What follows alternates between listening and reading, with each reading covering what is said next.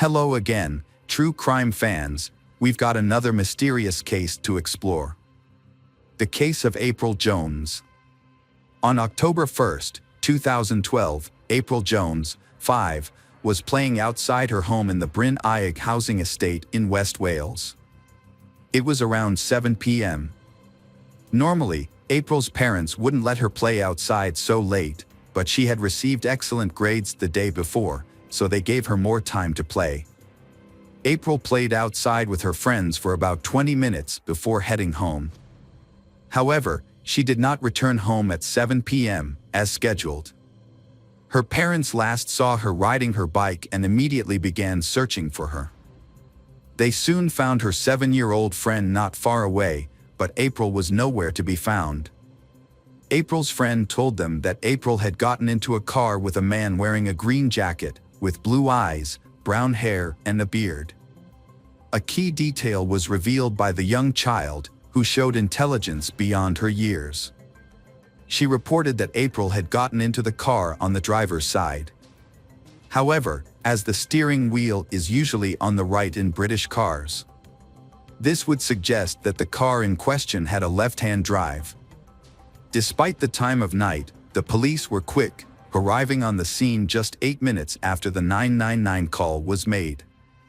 As search teams gathered, police interviewed anyone who knew April to gather information about her disappearance and to see if anything unusual had happened in the days leading up to her disappearance. They tried to piece together the events surrounding her disappearance. The family could not think of any information that would assist the police in their search. April had attended swimming lessons earlier that day and was allowed to play outside with friends when she returned home. However, April had only been missing for a short time, but it was late fall and it would soon be dark, making it very difficult to find her. News of the incident spread quickly through the neighborhood through word of mouth and social media. Hundreds of locals rushed out of their homes to help in any way they could. Despite their good intentions, this actually made the police's job more difficult. While they were grateful for the community's support, they still had to go door to door to find out if anyone had seen April or who might have kidnapped her. The problem was, with so many people out trying to help, most of the houses were empty, making it difficult for the police to gather information and conduct their investigation. The story quickly gained widespread national attention and attracted television crews and reporters from across the country to the small town. Police provided a 10:30 update to the public and media, expressing concern that they had still not found any evidence or leads of April. Police urged anyone who may have seen or known anything about April's disappearance to come forward immediately. April Jones was born on April 4, 2007. Despite a happy childhood, April faced a number of health problems in her early years due to being born 7 weeks premature. However, with medical care, she was able to overcome most of these problems and have a normal childhood. One condition that April has not overcome is cerebral palsy, a brain disorder caused by trauma during or shortly after birth, usually due to lack of oxygen to the brain. The condition affects April from the waist down. Fortunately, it is not too serious. However, the condition causes pain and difficulty with simple muscle movements. Even with a mild condition, she still needs careful care. The most worrying thing is that her kidnapper may not know about her small defect, which may not be important to them. On the evening of October 1st, the police released more details about April's disappearance. Specifically, she was last seen wearing a school polo shirt and purple jacket. More than 100 people, including local residents and volunteers from the UK, have gathered to assist the police in the search. Locals who are familiar with the area may be very helpful in locating her. Others have traveled from South Wales to assist, showing their desire to help find April. The search area near the town was vast and dangerous, spanning 60 square kilometers of mountains, waterfalls, gorges, dense forests, and uneven terrain. Severe weather conditions, including heavy rain and overcast skies, made the search even more difficult. To ensure their safety, police carefully organized volunteers into several search teams. For 8 hours, teams braved the weather and traversed the difficult Welsh countryside to find April. The outpouring of support from the volunteers was a testament to the compassion of the community and brought some comfort to April's family as they anxiously waited by the phone for news. Police initially banned the family from participating in the search, fearing they would be fined. As the situation became more desperate, with April still missing, the police issued a child rescue alert on October 2, 2012. This alert allowed the police to share vital details about April and her abductor with all UK police agencies. As a result, the entire nation learned of the case for the first time. 14 hours after April went missing, the media put enormous pressure on the police. They also raised questions about the police's handling of the investigation. It could be argued that the criticism of the police was unfair. Despite the harsh weather conditions, the police quickly organized search parties and searched for April throughout the night. Considering the circumstances, it is unlikely that they could have done more that night. After Inspector Andy John took over the investigation, he provided the public and the media with regular updates. He also erected barricades and directed officers to set up checkpoints. During the investigation, posters with April's picture were distributed in the hope that someone would come forward with information. Police received numerous reports from local residents and people in the surrounding areas. In reviewing these reports, one name was mentioned repeatedly: Mark Bridger. Several witnesses identified a local man named Mark as a potential suspect. He was known to drive a Land Rover, had blue eyes, and a short beard. He was also notably left-hand drive. Several witnesses reported seeing Mark or his vehicle in the area at the time of April's disappearance. Police tracked down Mark's last known address and made numerous attempts to contact him, but neither he nor April were found there. Mark notably had no criminal record. Although some residents claimed to have seen Mark during the first night search for April, it was difficult to confirm due to the large number of volunteers involved. Currently, the police are focused on locating him. Helicopters circled the area as police conducted a thorough search of all possible locations where he could have been. They learned that Mark had recently moved into a new house called Mount Pleasant. There was no sign of life to the police when they arrived. The house did not have any cars. They entered the house and called April's name, but she did not respond. At that time, it was unclear whether Mark had been hiding from the police. However, at 4:30 a.m., they issued a statement announcing his arrest. A police plane spotted him walking with his dog along a country road, not far from April's family home. He appeared to have tried to change his appearance by cutting his hair and shaving his beard. The helicopter guided the police patrol car to his location. When the police stopped him, the officers asked him his name, and he answered truthfully, without hesitation. They then asked, "Where is she?" Mark responded by explaining what had happened, saying, "It was an accident.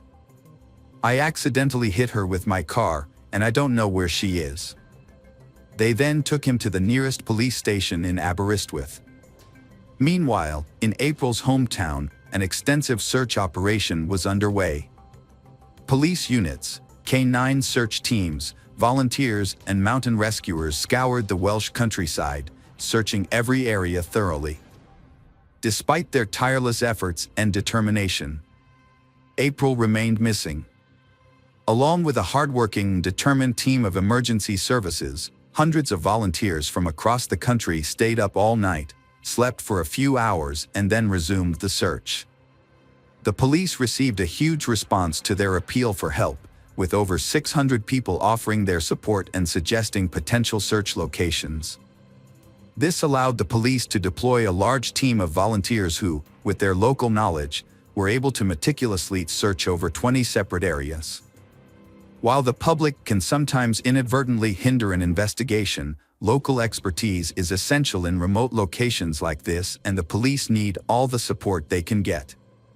At this point, the police have arrested Mark Bridger and are questioning him. During questioning, Mark admitted that he had been drinking and was in the area at the time of the incident. He saw two girls riding bicycles and remembered a dark-haired girl passing behind him. Mark admitted that he hit April with his car while he was intoxicated. Mark claimed that he never meant to hurt April, although he admitted that he knew he had made a mistake.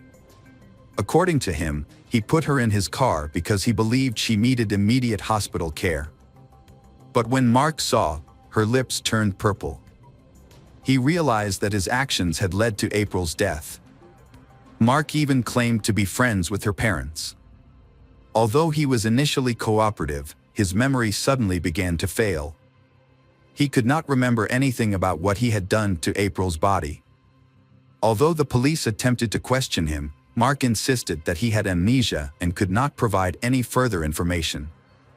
The police intensified the interrogation and pressured Mark. It was clear that he was not being truthful.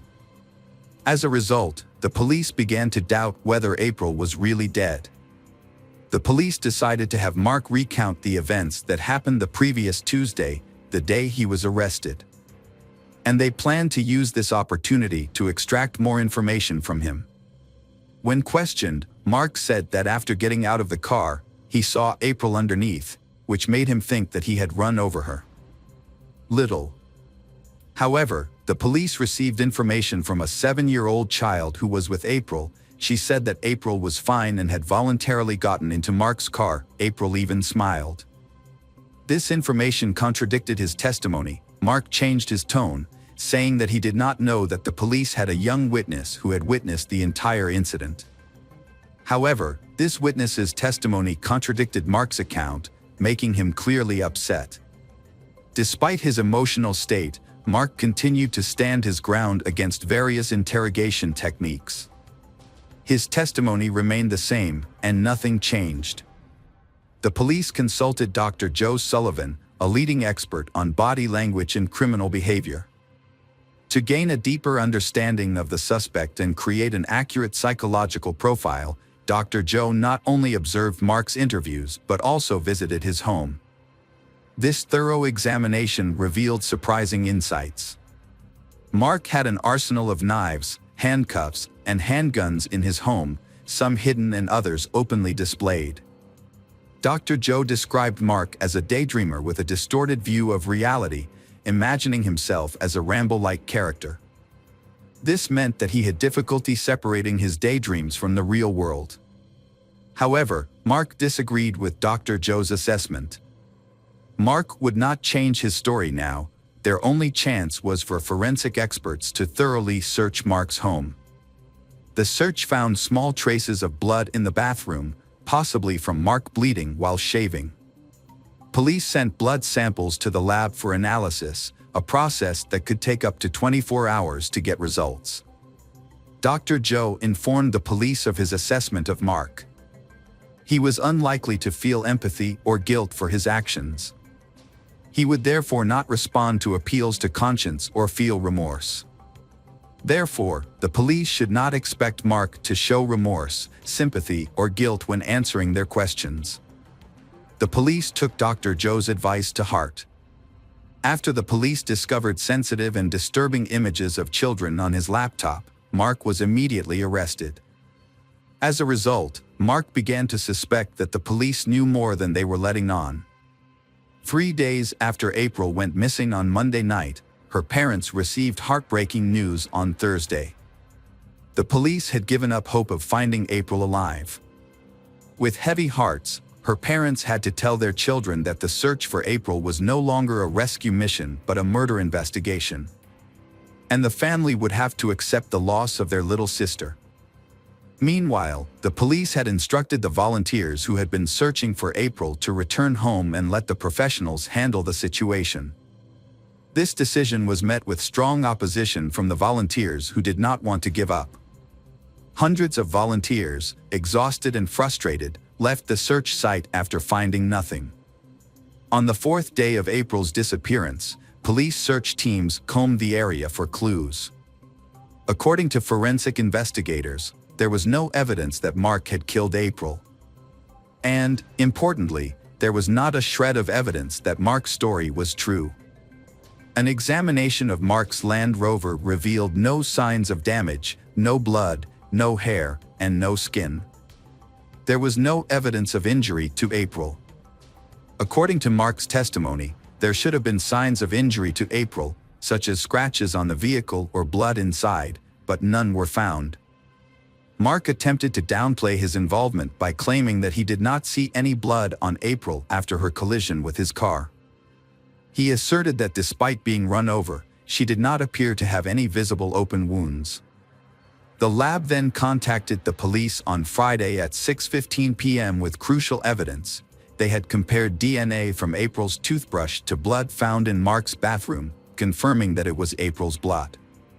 Additionally, the collar of Mark's fleece jacket and jogging pants, which he had been wearing, also contained April's DNA.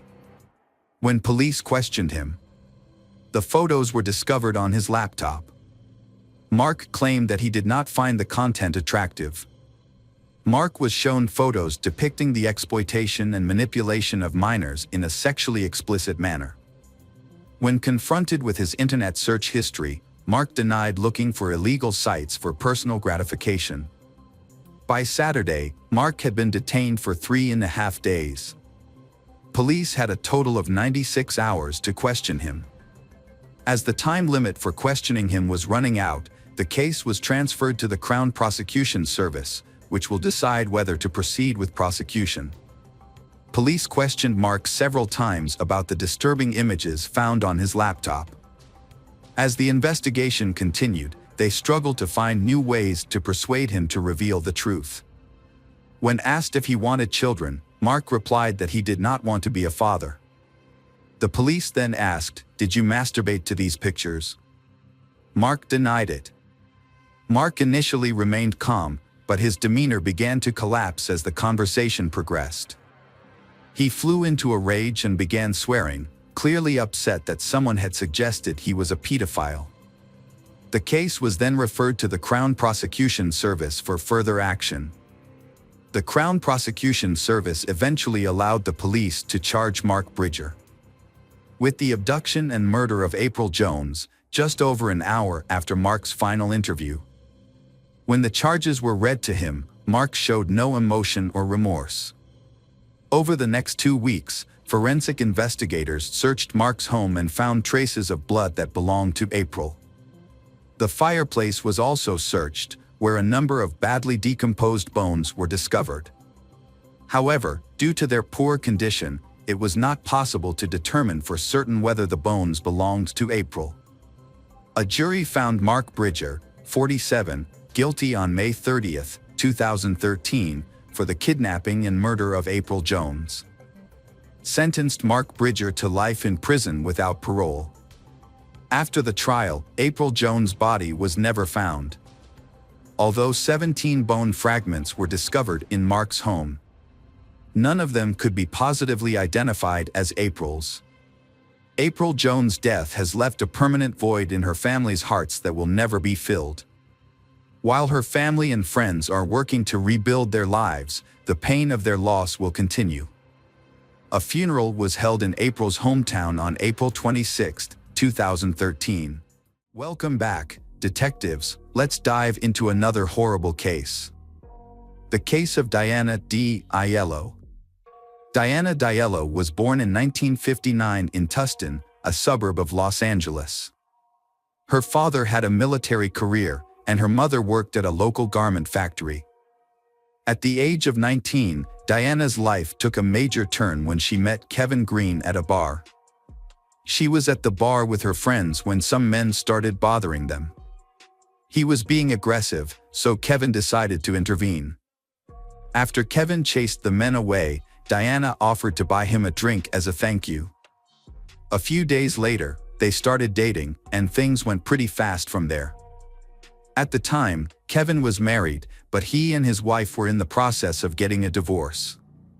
Kevin and Diana decided to move in together, and Diana soon became pregnant. As soon as Kevin's divorce was finalized, they got married that same day, eagerly awaiting the birth of their daughter. They rented an apartment in a small apartment complex in Tustin.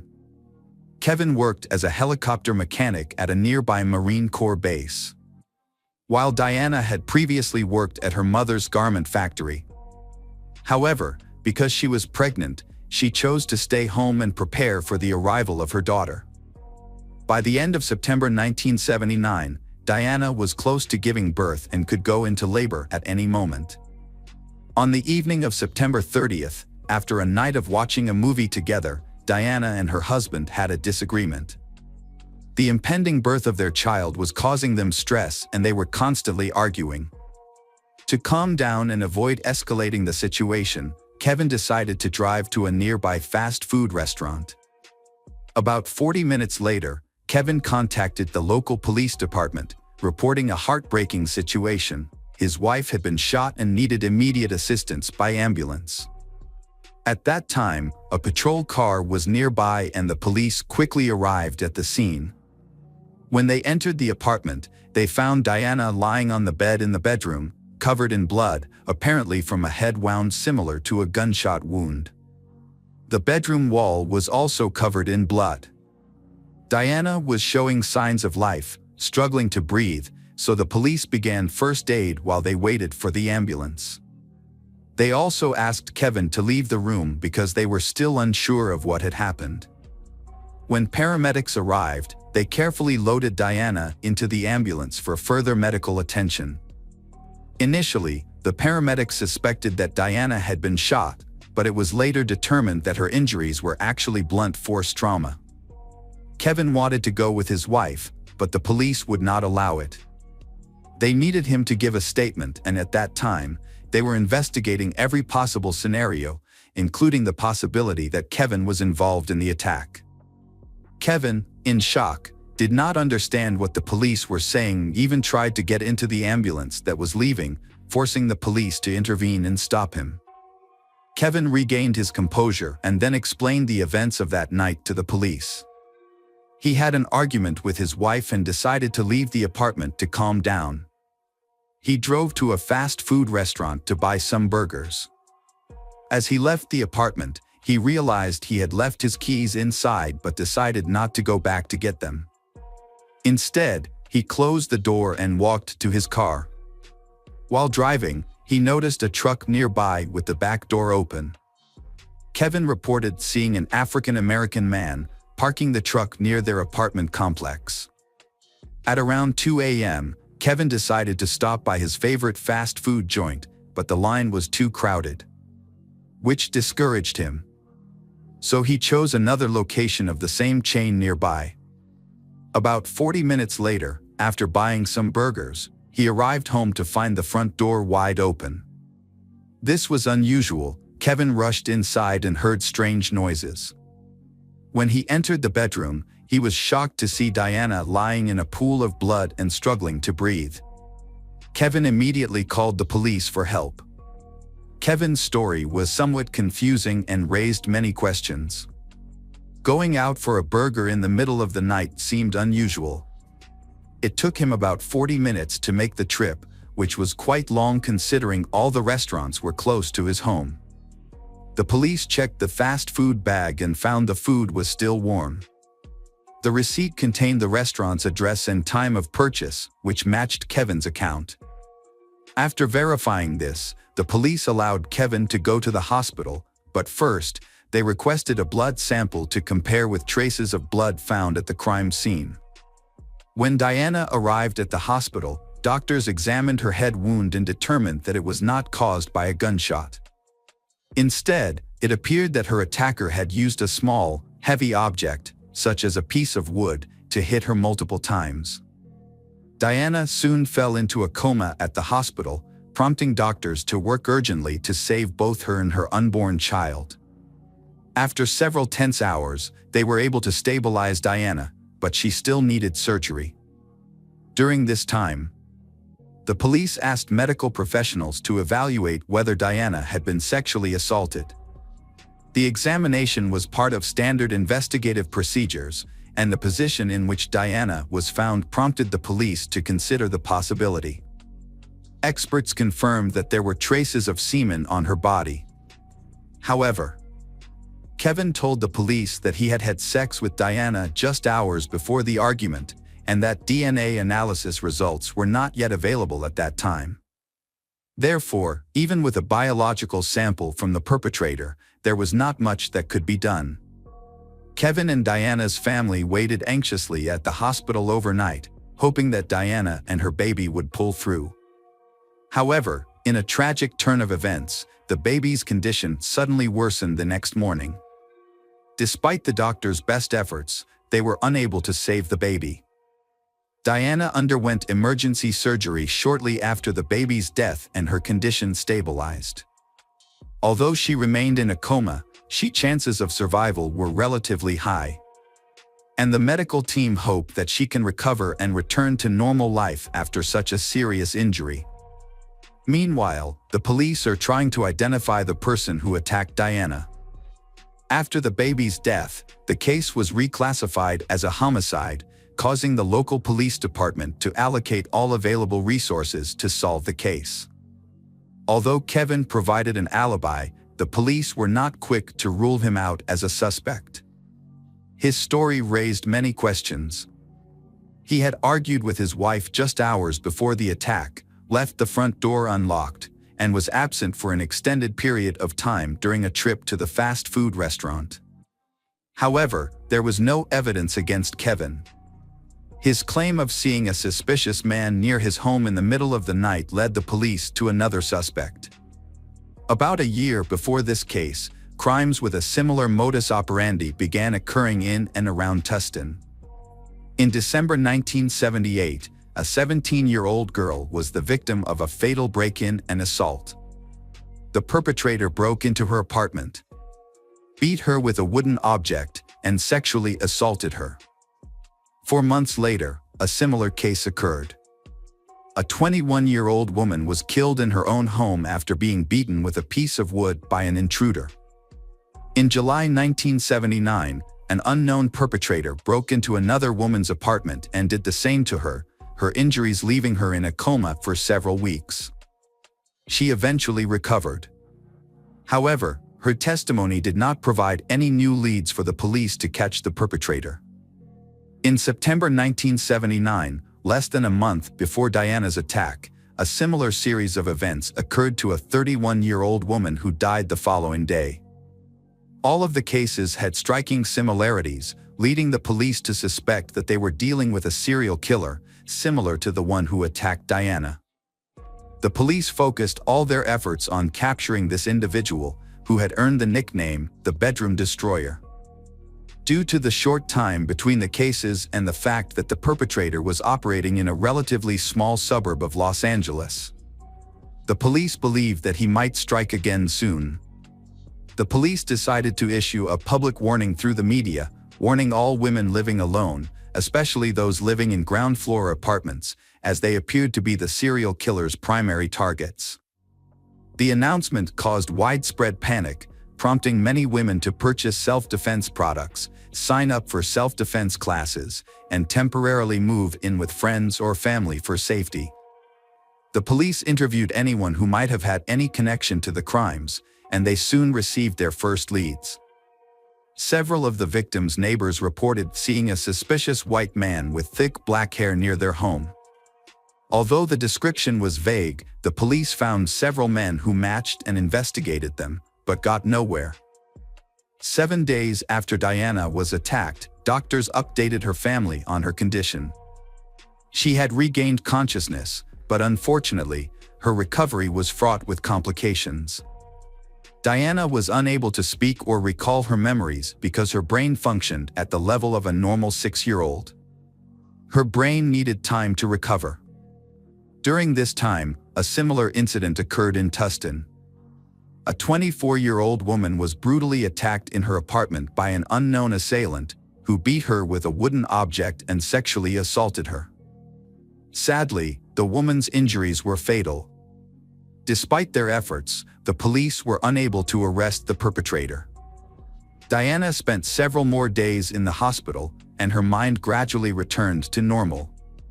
Despite this progress, she still struggled with severe memory loss and could not remember her parents. Doctors informed her family that her memory might recover over time, but they advised against reminding her of anything and instead letting her remember on her own once her health stabilized. When Diana was well enough, she was discharged and her family took her home. Because Kevin had to continue working on the military base to support the family financially, they decided to move in with Diana's parents, who could care for her around the clock. 6 weeks after the attack, Diana was still attending physical therapy sessions and her condition was gradually improving. She still couldn't speak or remember what had happened to her, but that all changed suddenly 6 weeks after the attack. When her therapist brought up the attack and asked if Diana remembered anything about her attacker, Diana responded in surprise, nodding and pointing to her wedding ring, a sudden revelation that took her doctor by surprise. When Diana's mother came to pick her up, the doctor told her about this, and the mother asked her daughter, "Was it Kevin who attacked you?" Diana nodded. Right after that, her mother took her to the police station, where she spoke with the lead detective. He asked Diana a few more questions, and she confirmed that she suddenly remembered the moment of the attack and that the perpetrator was none other than her husband. For the detective, this completely changed the course of the case. He and his team were almost certain that Diana was attacked by the same serial criminal responsible for the other similar attacks. But now the detective faced several questions. Could Kevin be the bedroom basher? He lived in the same area where the attacks happened and even matched the description provided by several witnesses who saw a white man with dark hair. Or did Kevin decide to get rid of his wife by disguising himself as the active killer? Considering that all the actions of the bedroom basher were almost identical each single time, it wouldn't have been difficult. The detective thought that if he arrested Kevin now, his involvement in other crimes might never be proven, and Kevin himself could flee as soon as he realized he was caught. So he made a difficult decision. He asked Diana and her mother to pretend that Diana still remembered nothing and to return home to Kevin. This was obviously a huge challenge for both of them, but they agreed nonetheless. Investigators put Kevin under surveillance and closely monitored all his movements, hoping to eventually link him to other attacks. Police spoke with Kevin's friends to learn more about the suspect. And they quickly found out something interesting. Those who knew him well said that his relationship with Diana was quite tense. The couple argued frequently, a fact also confirmed by neighbors who often heard their screams. According to friends, Kevin regularly complained to them that Diana refused to be intimate with him in the final months of her pregnancy. Yet Kevin had described his relationship with Diana to detectives as nearly perfect. But besides that, detectives couldn't gather any additional useful information. Kevin behaved quite normally. He went to work and came back home without lingering anywhere else and didn't raise any suspicions. The police also received results from the lab revealing an interesting discovery. Besides the attacker's semen, they found skin particles with blood under Diana's nails. Specialists matched the blood type of the attacker to Kevin's blood sample, and it matched. It meant that Kevin had the same blood type as the person who attacked Diana. Based on this information, detectives came up with the most likely version of what had happened on that fateful night.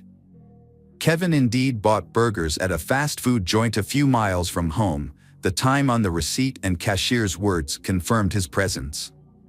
So, the detectives believed he could have attacked Diana before leaving home, then quickly went to the fast food restaurant to create an alibi explaining the extended 40-minute trip. Regarding motive, detectives theorized that Diana's refusal to engage in intimacy served as the trigger. Despite Kevin's claim that they had had sex hours before the incident, he frequently complained to friends about Diana's reluctance for months. Given the severity of the attack, detectives believed this was Kevin's breaking point. The police re-interviewed Diana, who confirmed she vividly remembered the attack and that Kevin was indeed the one who assaulted her. During the conversation, her mother said they could no longer pretend and live under the same roof as Kevin. The police decided to arrest Kevin without arresting him at Diana's home, to avoid endangering her family. Instead, they arrested him at a store.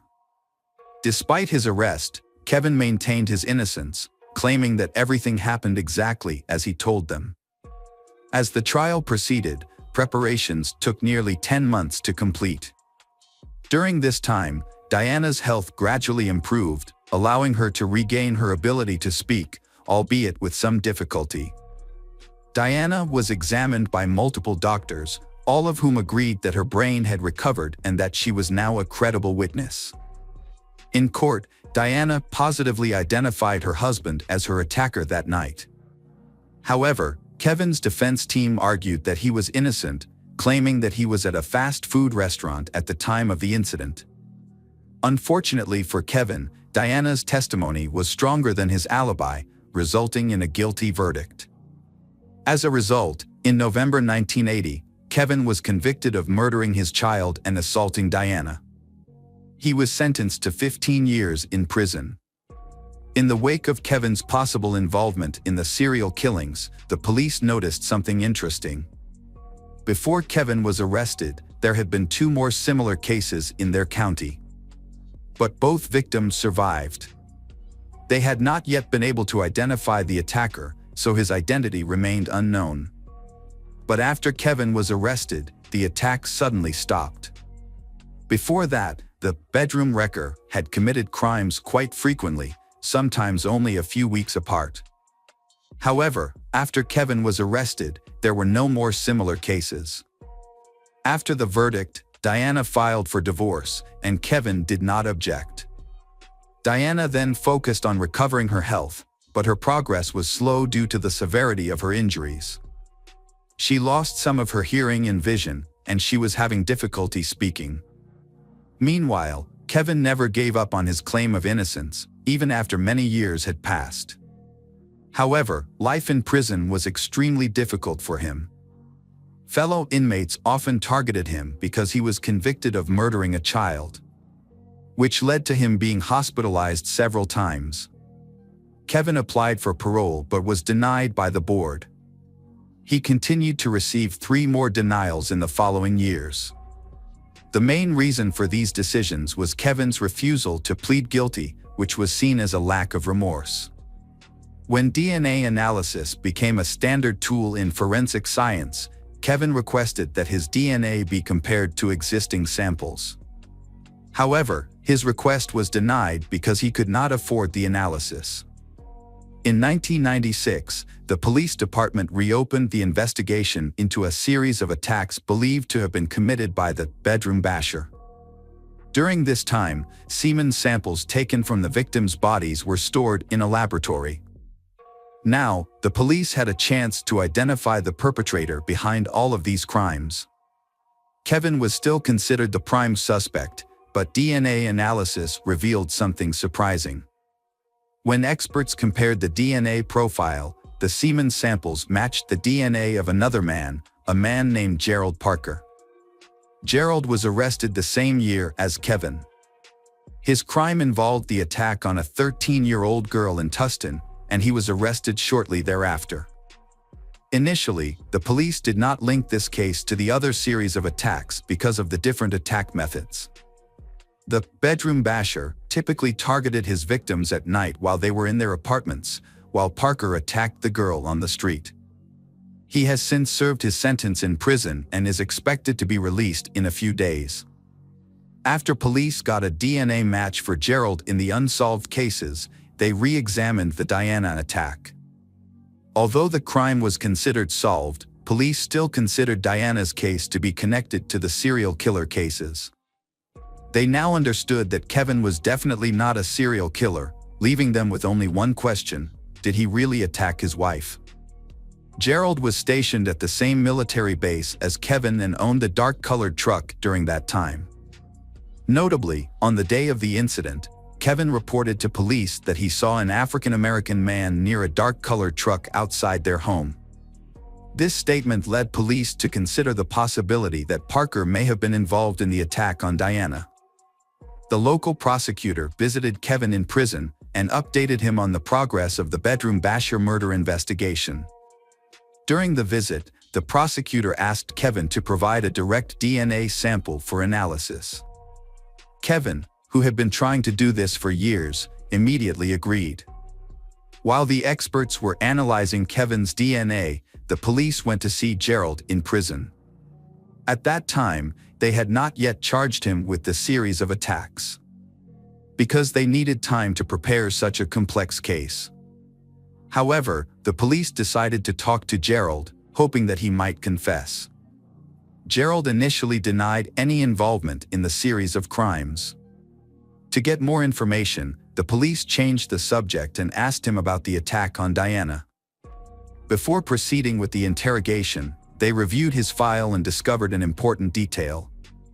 After being arrested for attacking the girl, he told the police that military service was the best thing that had ever happened to him. The police took advantage of this information, questioning how he could have let another soldier take responsibility for his crimes. They continued to pressure him by appealing to his loyalty to the army. This strategy eventually yielded a breakthrough when Gerald surprisingly revealed that another man was actually serving time for the murder he had committed. Gerald admitted that he had driven to Kevin's house in his truck that night. His intention was to explore the neighborhood in his truck, looking into ground floor windows for potential victims, as he had done many times before. However, when he arrived, he heard screaming coming from Kevin and Diana's apartment, and when a man walked out, Gerald noticed that the man had left the door unlocked when he left. After waiting for a few minutes, Gerald entered the apartment and attacked Diana. He said he had not known Diana's husband before, as they had been on different assignments at the military base. Gerald confessed to several crimes, including 6 murders and 3 non-fatal assaults, in addition to the crimes for which Kevin had been wrongly convicted. DNA testing confirmed Gerald's guilt and Kevin's innocence, supporting Gerald's confession. The prosecutor promised to overturn his conviction as soon as possible, and a few days later, Kevin was released after 16 years in prison. The development caused public outrage, not only because an innocent man had been wrongly imprisoned for nearly half his life, but also because it took the police so long to identify the real culprit. After Kevin was released, the state of California paid him $10,000 in restitution. A few years later, he received an additional $100 per day payment for his time in prison, totaling $620,000. But the story doesn't end there. Even though Kevin was completely exonerated, Diana still refused to believe in his innocence. Up until that point, she had claimed that Kevin was the only one who attacked her. However, after biological material from her body matched Gerald's DNA, she came up with a different story. Diana said she was attacked and assaulted by Kevin, who then left, followed by Gerald. However, Gerald claimed that when he entered the apartment, Diana was lying on the bed without any injuries or signs of distress. And he admitted to hitting her on the head. Diana's family offered another explanation. Kevin may have colluded with Gerald to commit the crime, which would explain why Kevin left the house with the door open. Gerald, on the other hand, repeatedly denied knowing Kevin, pointing out that the military base was home to many people who did not know each other. Kevin also insisted that he had nothing to do with Gerald and vowed that he would never harm Diana or their unborn child. He insisted that his only mistake was leaving the door open because he did not want to go back to get the keys immediately after an argument with his wife, a decision that still haunts him. Diana maintained her version of events, and one reason may have been the severe trauma she suffered during the attack. The trauma had a profound impact on her brain. When Diana awoke from her coma, doctors advised her family not to inform her of what had happened, as her brain was extremely sensitive to new information at that time. She would treat any details provided as real and accurate memories. It is worth noting that even at the time of Kevin's release, 16 years after the incident, she continued to experience severe post-traumatic stress. This suggests that the effects of the trauma had affected her brain beyond repair. It is also possible that the trauma was the main reason she convicted Kevin of involvement. Gerald Parker was sentenced to death in 1999, but the death penalty has not yet been carried out. Instead, due to California's moratorium on the death penalty, Gerald remains in prison to serve his sentence.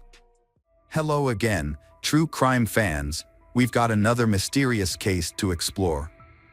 The case of Crystal Rogers. Crystal Rogers, a 35-year-old mother of 4 from Bardstown, Kentucky, was known for her strong devotion to her children. She and her ex-husband Keith shared custody of their children.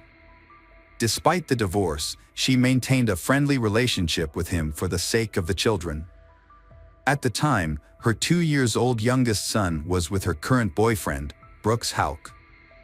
On July 5, 2015, Crystal's mother, Sherry Ballard, became worried when Crystal didn't respond to her phone calls. Crystal was a reliable and responsible who always responded to her calls, but this time Crystal was unresponsive. As the hours passed, Sherry's worry intensified, and after 24 hours without hearing from her daughter, she realized something was amiss. Sherry's instincts as a mother told her that Crystal's absence was unusual. She tried contacting Crystal multiple times, but her efforts were in vain.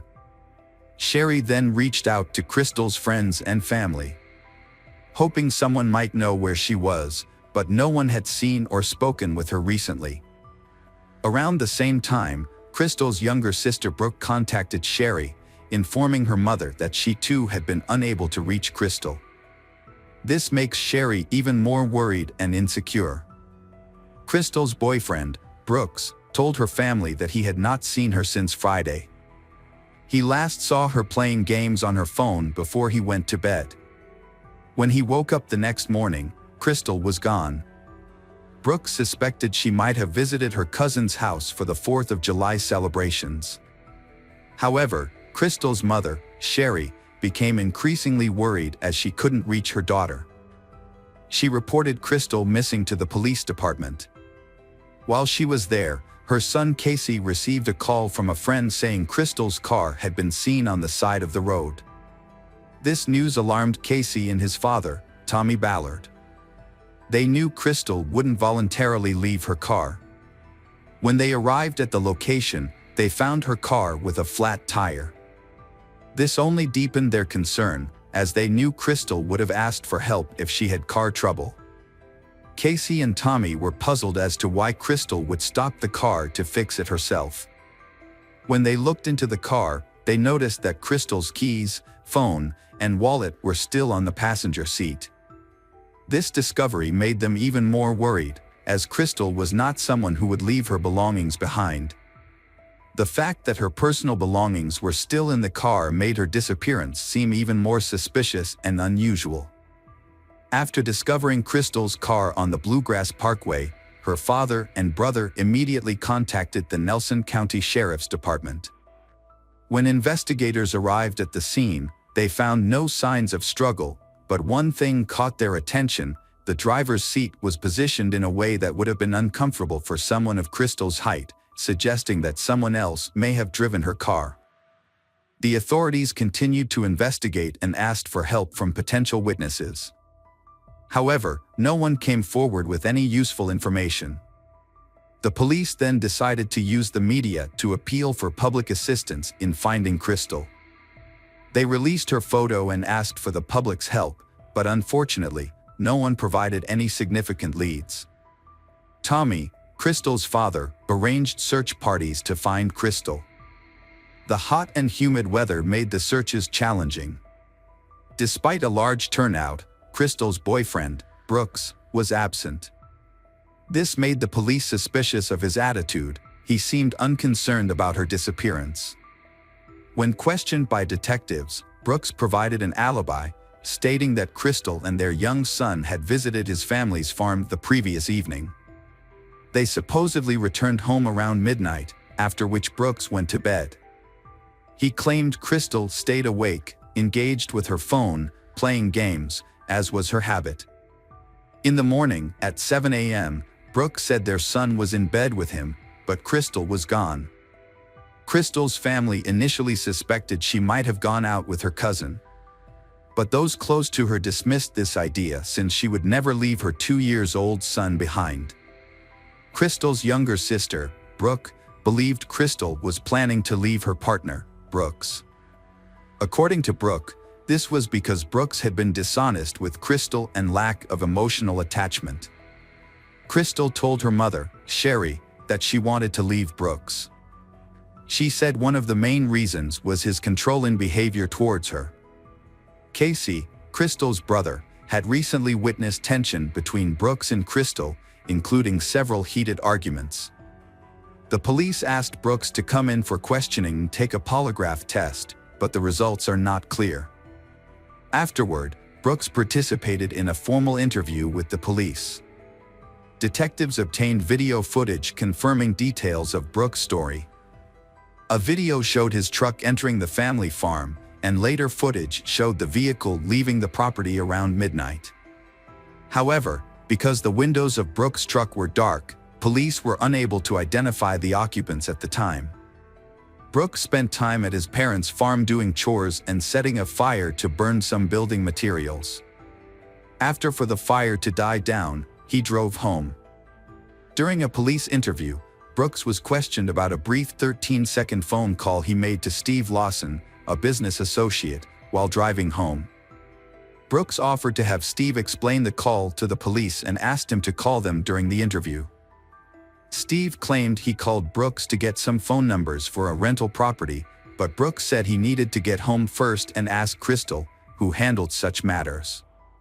However, the police found Lawson's explanation suspicious, as it seemed rehearsed. The police were puzzled by this response, considering Brooks was with Crystal at the time of the call. They questioned why Brooks couldn't simply hand Crystal the phone, allowing her to discuss the issue immediately, rather than waiting to talk to her in person later. During Brooks's interview, his brother Nick, a Bardstown Police Department officer, called him with urgent advice to leave the interrogation room immediately. The police had doubts about their initial theory that Crystal had abandoned her car on the side of the Bluegrass Parkway and ran away. Instead, they suspected that something had happened to Crystal while she was at the Brooks family farm. As the investigation into Crystal's disappearance progressed, several people reported seeing Brooks's truck and Nick's police car at his family farm to the police. This led detectives to believe that the brothers might have been at the farm to dispose of evidence related to Crystal's disappearance. To learn more, the police brought in Brooks's brother, Nick, for questioning. They confronted him with eyewitness accounts placing that him at the farm on July 8 and asked him to explain his emergence there. Nick initially claimed he had no knowledge of the incident surrounding Crystal's disappearance and denied being present that night. The police continued questioning him, directly asking if he and Brooks had tampered with or hidden evidence related to Crystal's disappearance. Nick strongly denied any involvement and assured them that, as a police officer, he would never aid in covering up a crime. The police then asked Nick to submit to a polygraph test, which he agreed to.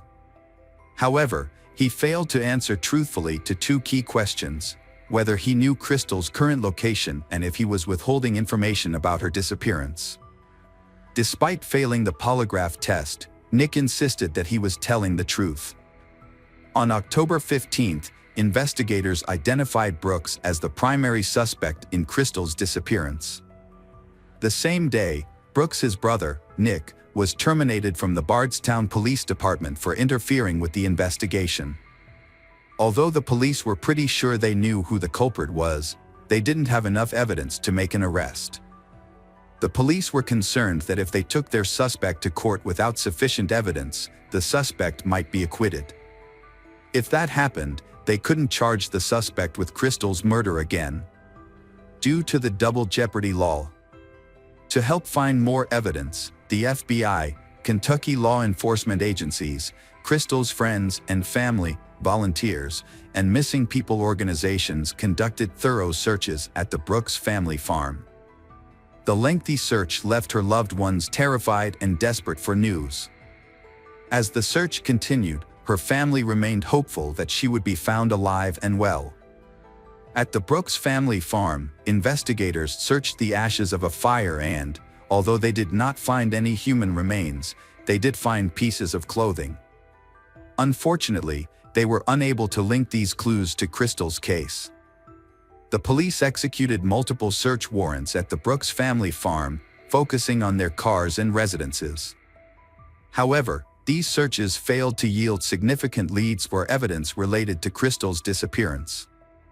A $100,000 reward was offered for any information that could help find Crystal, but unfortunately, no one stepped forward with any tips despite this large incentive. Tommy, Crystal's father, took it upon himself to investigate his daughter's disappearance, following every lead he received, no matter how small or insignificant it may have seemed. His determination was unwavering, driven by his love for Crystal. Unfortunately, Tommy had already faced a devastating loss in his family. In January 1979, his pregnant sister was brutally murdered by her husband and his accomplice. The perpetrators shot and beat her, set her remains on fire, and scattered them on a farm. Although it took years, the suspects were eventually arrested, found guilty, and sentenced to life in prison. Tommy remained committed to finding out what happened to his daughter Crystal, despite the many challenges he faced. He conducted his own investigation, canvassing the neighborhood, conducting interviews, and reaching out to anyone who might have information about his daughter's disappearance. To aid in his search, Tommy also utilized his own savings to hire private investigators and cadaver dogs. To keep track of the investigation, Tommy carefully documented every tip every clue he found. He worked with the police, sharing his discoveries and asking for their advice. November 2016, Tommy took his 11-year-old grandson, Crystal's son, on a hunting trip on their property early in the morning. As they left, Tommy's wife Sherry watched them go, feeling uneasy. She couldn't help but pray for their safety in the woods. Sherry tried to calm down after they left, but her peace was short-lived. Just minutes later, she received a frantic phone call from her grandson, Crystal's son. His voice shook with fear. He then exclaimed, "Mimo, Papa has been shot." Sherry's world came crashing down. Her nephew's panicked voice on the phone told her something terrible had happened. She quickly threw on some clothes and rushed to call 911, and she reassured her distressed grandson that help was on the way. Her mind was flooded with fears of what might have happened to her husband, Tommy. When Sherry arrived at the scene, she witnessed a horrifying sight: her husband lying on the ground, unresponsive. Distraught, she rushed to his side and tried to wake him up, hoping he would respond. But her efforts only revealed a grim truth: blood was pouring out of his nose. The officers and bystanders at the scene quickly pulled her away so that the medical team could try to save him, but it was too late. Tommy was pronounced dead. The initial police reports suggested that Tommy's death was the result of a hunting accident. However, Sherry knew this could not be true. She was adamant that her husband had been murdered, and she made her feelings clear to the authorities. "This is no accident," she insisted. "This is she husband, and it's a murder, and you know it." During the investigation, the investigators was found that Tommy's own gun had not been used, making it unlikely that he had committed suicide. The investigators then determined that Tommy's 11-year-old grandson was not involved in the shooting. As the investigation progressed and more facts came to light, Sherry's suspicion that her husband's death was indeed a murder gained credibility. The Kentucky State Police have informed the public that they are treating Tommy Ballard's death as a murder. The Tommy family believes that he was killed because he was getting close to discovering what happened to his missing daughter, Crystal. They think the people responsible for Crystal's disappearance felt threatened by Tommy's investigation and had him murdered to prevent the truth from coming out. In 2022, the FBI conducted a 5-day investigation into Crystal's disappearance. Investigators returned to the Brooks family farm to search for more evidence, with the goal of gathering enough information to hold suspects for Crystal's disappearance accountable. In October 2022, the FBI confirmed that it would analyze all evidence collected at its lab in Quantico. As the investigation into Crystal's disappearance continued, the Kentucky Attorney General appointed a special prosecutor to help prosecute criminal charges related to the deaths of Crystal Rogers and her father, Tommy. Crystal's mother, Sherry, was aware of and fully supported the decision to appoint a special prosecutor. She believed the move was necessary to ensure justice for her husband and daughter, and she viewed the appointment as a positive development that brought new perspective and expertise to the case. The decision to appoint a special prosecutor also showed that the case was being taken seriously and that those responsible would be held accountable. On September 2023, authorities arrested Crystal's boyfriend, Brooks Houck, and charged him with murder and tampering with physical evidence. The court set Brooks' bail at $10 million and prohibited him from contacting Crystal's family members. Notably, Brooks was previously arrested in 2022 for multiple traffic offenses and was released after paying a series of fines. When Brooks was arrested for Crystal's murder, many in Bardstown brought a sense of relief. While the confirmation of Crystal's death was devastating, the community was relieved to know that justice was being pursued, bringing some sense of closure to the case. 1 month after his arrest, in October 2023, Brooks appeared in court for the first time, though virtually rather than in person. The judge inquired if the special prosecutor, Shane Young, was investigating other cases related to Crystal's case. The prosecutor confirmed that they were looking into the death of Tommy, Crystal's father, and suspected a connection between the two murders. Notably, Shane Young believed they had obtained the gun used to kill Tommy. The firearm was reportedly purchased from Nick, who allegedly used an alias during the transaction. Preliminary investigations revealed that the caliber of the rifle matched the one used in Tommy's shooting. Shane Young stated that they were examining the gun based on 5 key criteria. So far, the results have matched 4 of these criteria, suggesting a possible link between the firearm and Tommy's murder. Crystal's grandfather felt relief when the special prosecutors, Shane Young, connected the 2 murders in court. They hoped for a swift and fair outcome in both cases. However, when questioned about the allegations by Shane Young, Brooks and Brooks' mother refused to answer any questions. During the court hearing, the prosecutor alleged that the Brooks family had secretly recorded the grand jury proceedings. The prosecutor claimed that several family members Brooks were involved in this activity. Brooks' attorneys requested that the Nelson County judge be removed from the case, citing bias. They claim that the judge has had a hostile view of Brooks since 2017. The attorneys also argued that the $10 million bail is excessive and should be reconsidered. Attorneys representing Brooks argued that having a biased judge hear the case would be unfair to him. The lawyers argued that the judge's previous statements and actions showed that he was unfair. They asked the court to remove the judge and quickly appoint a new judge to ensure a fair trial. The Kentucky Appeals Court has recently made 2 key decisions. Firstly, Brooks will remain in jail with a $10 million bond. Secondly, the court has denied a request to remove the judge presiding over Brooks's trial. Hey detectives! Welcome back. We've got another mysterious case to explore. The case of Becky Bleefnick. Becky and Tim met while studying at Quincy University. Becky majored in biology and loved tennis. Tim was an excellent football player, popular in school. Those close to Tim commented that he was a cheerful, innocent, and friendly guy. Tim always greeted everyone with a warm hug. With an enthusiastic and friendly personality, Tim was very loved by his friends. On the other hand, Becky's friends described her as a cheerful person, capable of making the surrounding atmosphere bright and positive just by her presence. With her positive energy and bright smile, Becky easily made a good impression on everyone around her. Both Becky and Tim were attractive people, and they seemed to complement each other perfectly. The combination of attractive appearance and compatible personalities made them an ideal couple in the eyes of everyone.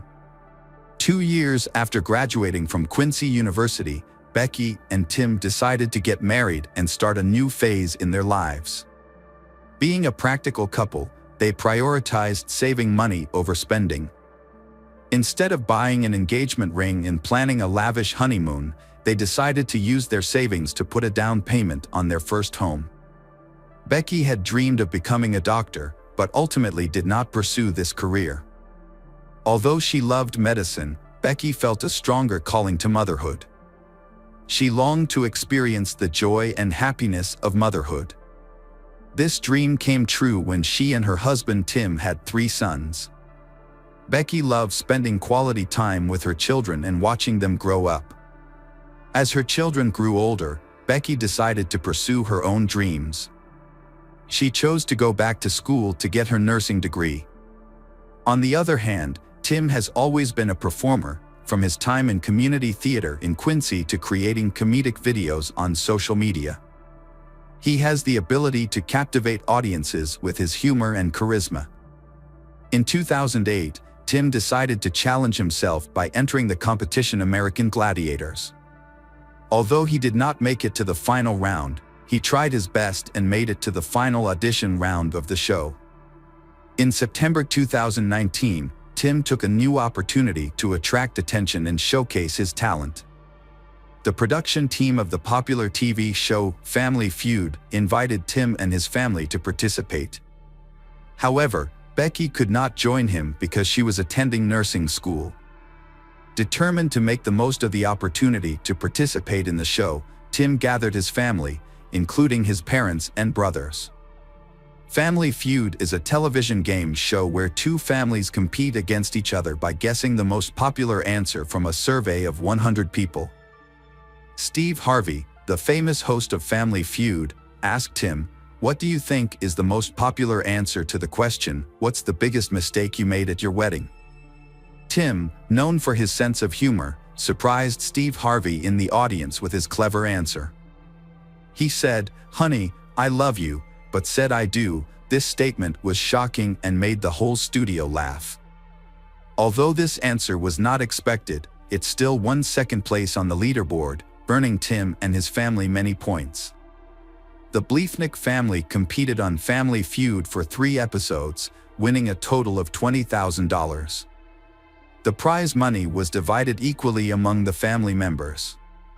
There was one notable exception, however. Tim did not share his reward with his wife, Becky. After many years of marriage, Becky and Tim's relationship began to strain. When Becky decided to become a nurse, Tim strongly objected. He said he was worried about Becky's health because nursing was often a high-stress job. Tim also noticed that Becky often had difficulty controlling her patience and stress when caring for the children. This made him worry about her ability to handle the job of a nurse. However, Becky's friends had a different view of Tim's reaction. They believed that Tim did not want Becky to be independent and free to pursue her own interests. Over time, they noticed that Becky was no longer as happy in the marriage as she had been before. Things were going well for the first 5 years, but then Tim began to act more controlling and manipulative towards Becky. Becky's friends noticed that while Becky was putting a lot of effort into her studies and nursing work, Tim was not contributing his fair share to the household chores. Tim did not participate in cleaning and taking care of their son. Instead, he left Becky to shoulder all the household chores after her long, tiring shifts at the hospital. Becky noticed that their marriage was struggling and wanted to work on this with Tim. She suggested that the 2 of them go to marriage counseling, hoping that this would help them improve the situation and mend their relationship. However, Tim refused this proposal, leaving Becky feeling disappointed. Although Becky tried her best to save their marriage, Tim had other intentions. In January 2012, after 11 years of marriage, Tim suddenly filed for divorce from Becky. This decision shocked Becky, as she had shown determination and effort to maintain the relationship. However, Tim's intentions were clear. he moved out of the house and into a new place on the other side of town. Tim explained that the main reason for his decision to divorce was due to the change in Becky's personality after she became a nurse. He found that her new career had significantly affected her behavior, causing a negative impact on their marriage. The divorce process was stressful. Tim and Becky could not find common ground and their relationship more deteriorated. During the divorce proceedings, Tim and Becky fought over a number of issues, including child custody, property division, and alimony. The situation became so tense that Tim filed for a protective order against Becky. He accused her of stalking and harassing him. Tim cited one specific incident. During in parent-teacher, Becky became aggressive and argued with him. As evidence, Tim provided a cell phone video of Becky banging on his car door outside the school after the conference. Becky, however, had a different view of the situation. She believed that Tim was the one who was harassing her. Becky texted her friends to share her concerns. In the messages, she described multiple instances of Tim's violent behavior, including yelling at her, pushing her in front of the children, and throwing things around the house. Becky sent a text message to a friend, expressing her deep concern about Tim's mental health. She noticed that Tim was becoming more hostile and unpredictable. Recently, a co-worker of Becky's was murdered by her partner, which made her even more fearful for her safety. Becky began to suspect that Tim might harm her, similar to what had happened to her co-worker. As a result, Becky sent a text message to her sister, saying that if anything happened to her, Tim would be the one to pay the most attention. Becky was worried that Tim would use force to gain custody of their child. This message made Becky's sister very worried about her sister's safety. She understood that Becky's fears were justified and that Becky needed immediate help. Out of concern for Becky's safety, her sister convinced her to seek help from the Domestic Violence Support Center. After some consideration, Becky decided to file for a protective order against Tim. After reviewing both Tim and Becky's requests for protective orders, the judge decided not to grant either of them. Instead, the judge ordered them to stay away from each other's homes, except to exchange custody of their children. On February 22, Becky and Tim's 3 sons, ages 12, 10, and 5, stayed overnight at Tim's house. Tim's house is about a mile from where Becky lives. The divorce proceedings between Becky and Tim are expected to be finalized within the next week. The next day, Tim called Becky's father. He explained that he had been unable to reach Becky and that she had not picked up her sons from school as usual. Becky's father, knowing that his daughter was devoted to her children, realized that something serious must have happened that had left Becky unable to perform her duties as a mother. Concerned about Becky's health, her father drove to her house immediately. When he arrived, he entered the house and walked through the rooms, calling Becky's name.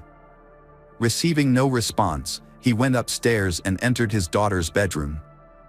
Inside, he witnessed a horrifying scene: Becky lying motionless in a pool of blood, her body covered in gunshot wounds. Investigators arrived at Becky's house after her father discovered her body in the bathroom. Becky's body was lying on her back, covered in blood and showing no signs of life. Investigators began their investigation by thoroughly inspecting the exterior of the home. After a thorough search, they determined that the suspect had entered the home by forcing open an upstairs window in a child's bedroom. This discovery revealed that the suspect had used a porch chair to gain easy access to the home and onto the roof. Investigators followed the trail they believed the suspect had taken. They headed toward Becky's bedroom, where the door appeared to have been kicked in or forcefully broken. The damage to the bedroom door indicated that the suspect had entered the room, most likely to look for Becky. Evidence indicated that Becky attempted to hide in the bathroom, but the suspect followed and caught up with her. The suspect eventually shot Becky in the bathroom. While examining the crime scene around the bathroom where Becky's body was found, investigators stumbled upon her cell phone.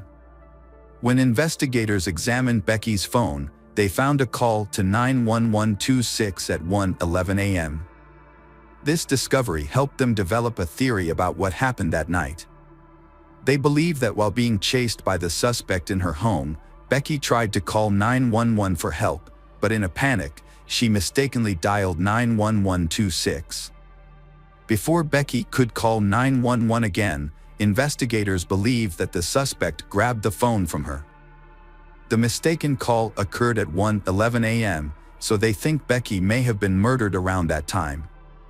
However, when police investigated Becky's neighborhood, no one remembered hearing any strange noises at that time. This raised suspicions for investigators. Since Becky had multiple gunshot wounds, it was unlikely that no one heard anything. When investigators thoroughly searched Becky's home, they quickly determined that the murder was not a burglary, as nothing was missing. However, the perpetrator left behind a number of important pieces of evidence. Most notably, a partial shoe print was found near the entrance. This shoe print could help identify the make and model of the suspect's shoes, as well as provide information about the size and shape of their feet.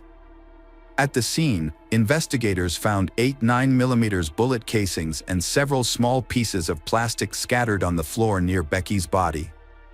Despite the extensive evidence collected, investigators were still unable to come to a definitive conclusion. Therefore, they decided to send the collected evidence to a forensic lab for further analysis.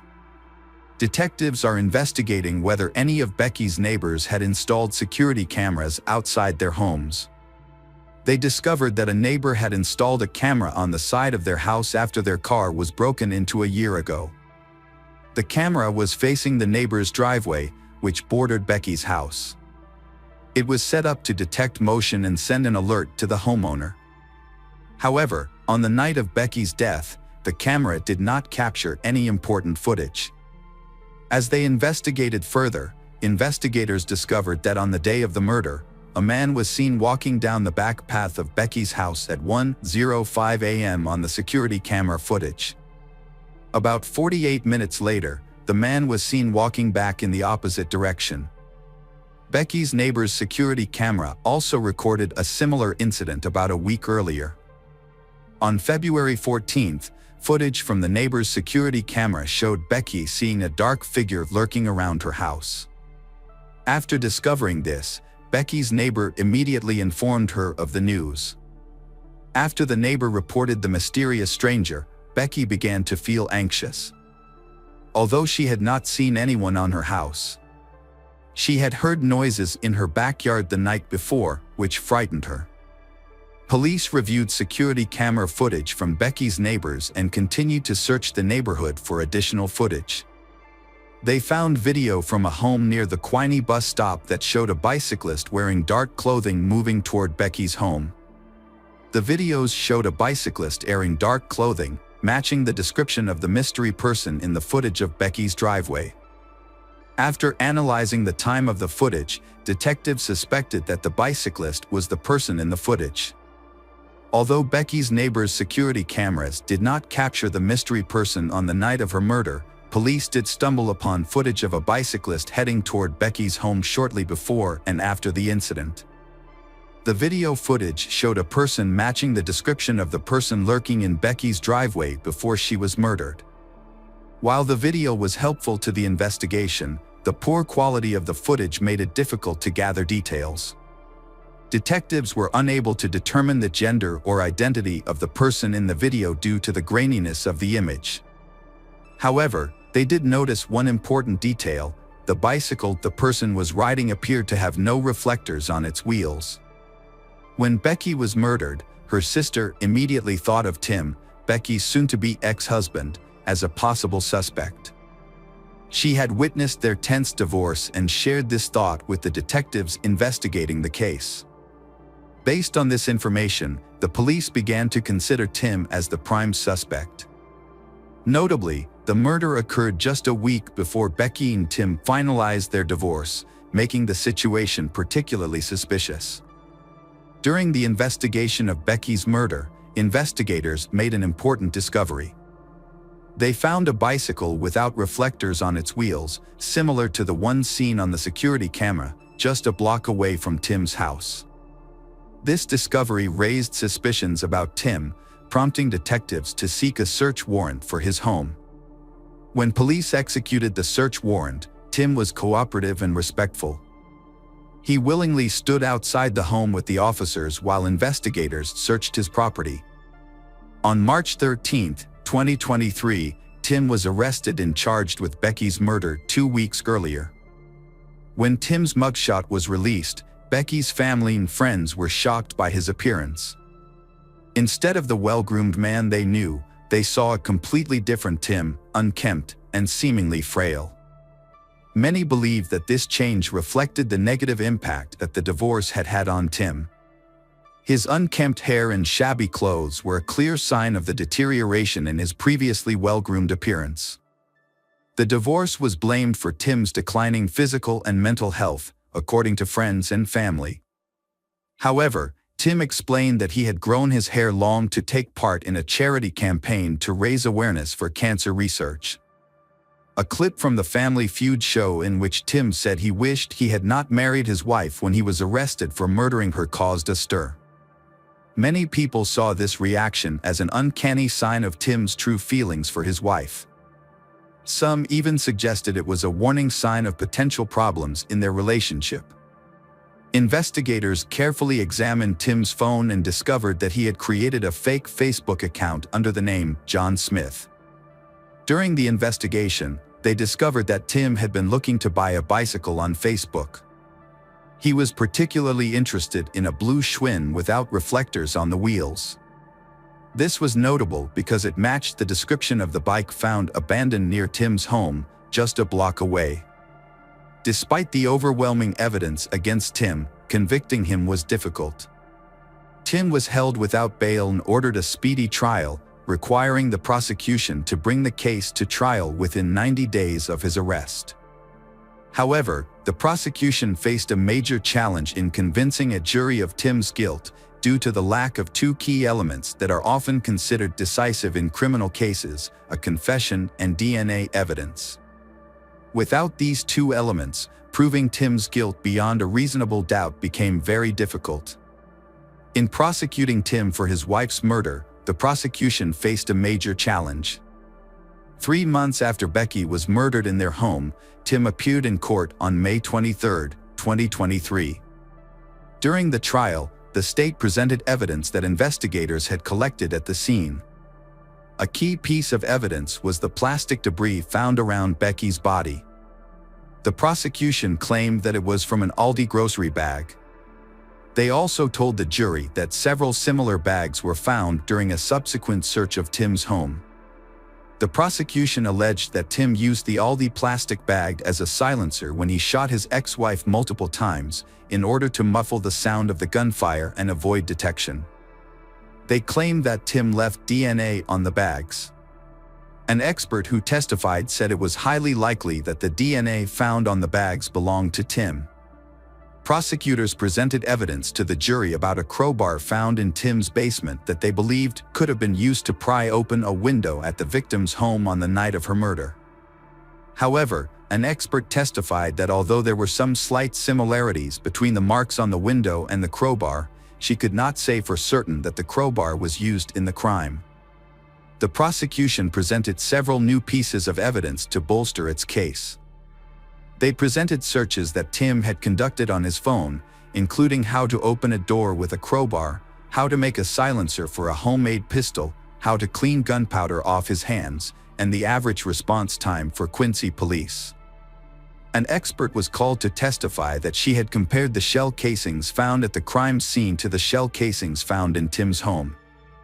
She determined that 27 of the shell casings from Tim's home were fired from the same 9mm weapon used in the murder.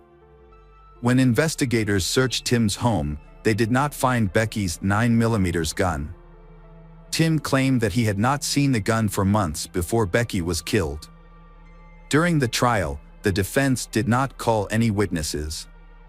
After a 6-day trial, the jury deliberated for 4 hours before finding Tim guilty. Ultimately, Tim was sentenced to life in prison without parole. Although Tim maintained his innocence and planned to appeal, Becky's family believed the sentence was deserved.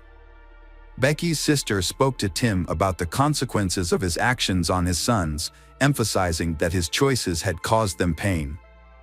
Even though Becky is gone, her sister promises to keep her memory alive in the hearts of her 3 sons. Hello again, true crime fans. We've got another mysterious case to explore. The case of Cody Johnson. Cody Johnson was born on April 8, 1989, in San Jose, California. He grew up with his mother, Cher Johnson, with whom he had a very close relationship. In 2002, they moved to Kalispell, in northwestern Montana, a small resort town located in the Flathead Valley, between the lake of the same name and Glacier National Park. Cody spent much of his childhood exploring the natural beauty, taking long road trips with friends, and developing a passion for cars. According to friends and family, Cody was down-to-earth, approachable, charismatic, and altruistic. He was always willing to help people when he knew them well. Cody turned his childhood passion for cars into a thriving business. He first started modifying and upgrading cars for racing as a teenager, and later expanded it into a commercial car business. Today, Cody is a custom commercial car builder. He also worked at Nomad Communications with his uncle and a few friends who were also passionate about cars. Cody's life was almost perfect, except for someone to share it with. Cody was looking for a life partner. He had talked to friends about his desire to marry a church girl, and on Halloween 2011, he met Jordan, the woman who would change his life. Jordan Lynn Graham, born in August 1991, has lived in Kalispell with her family since she was a child. She grew up in a religious family and attended First Baptist Church, where she babysat and worked with families. Her life was rooted in faith, and her friends were all churchgoers. She dreamed of becoming a stay-at-home mom and raising a family. Jordan and Cody met on Halloween 2011 and immediately hit it off.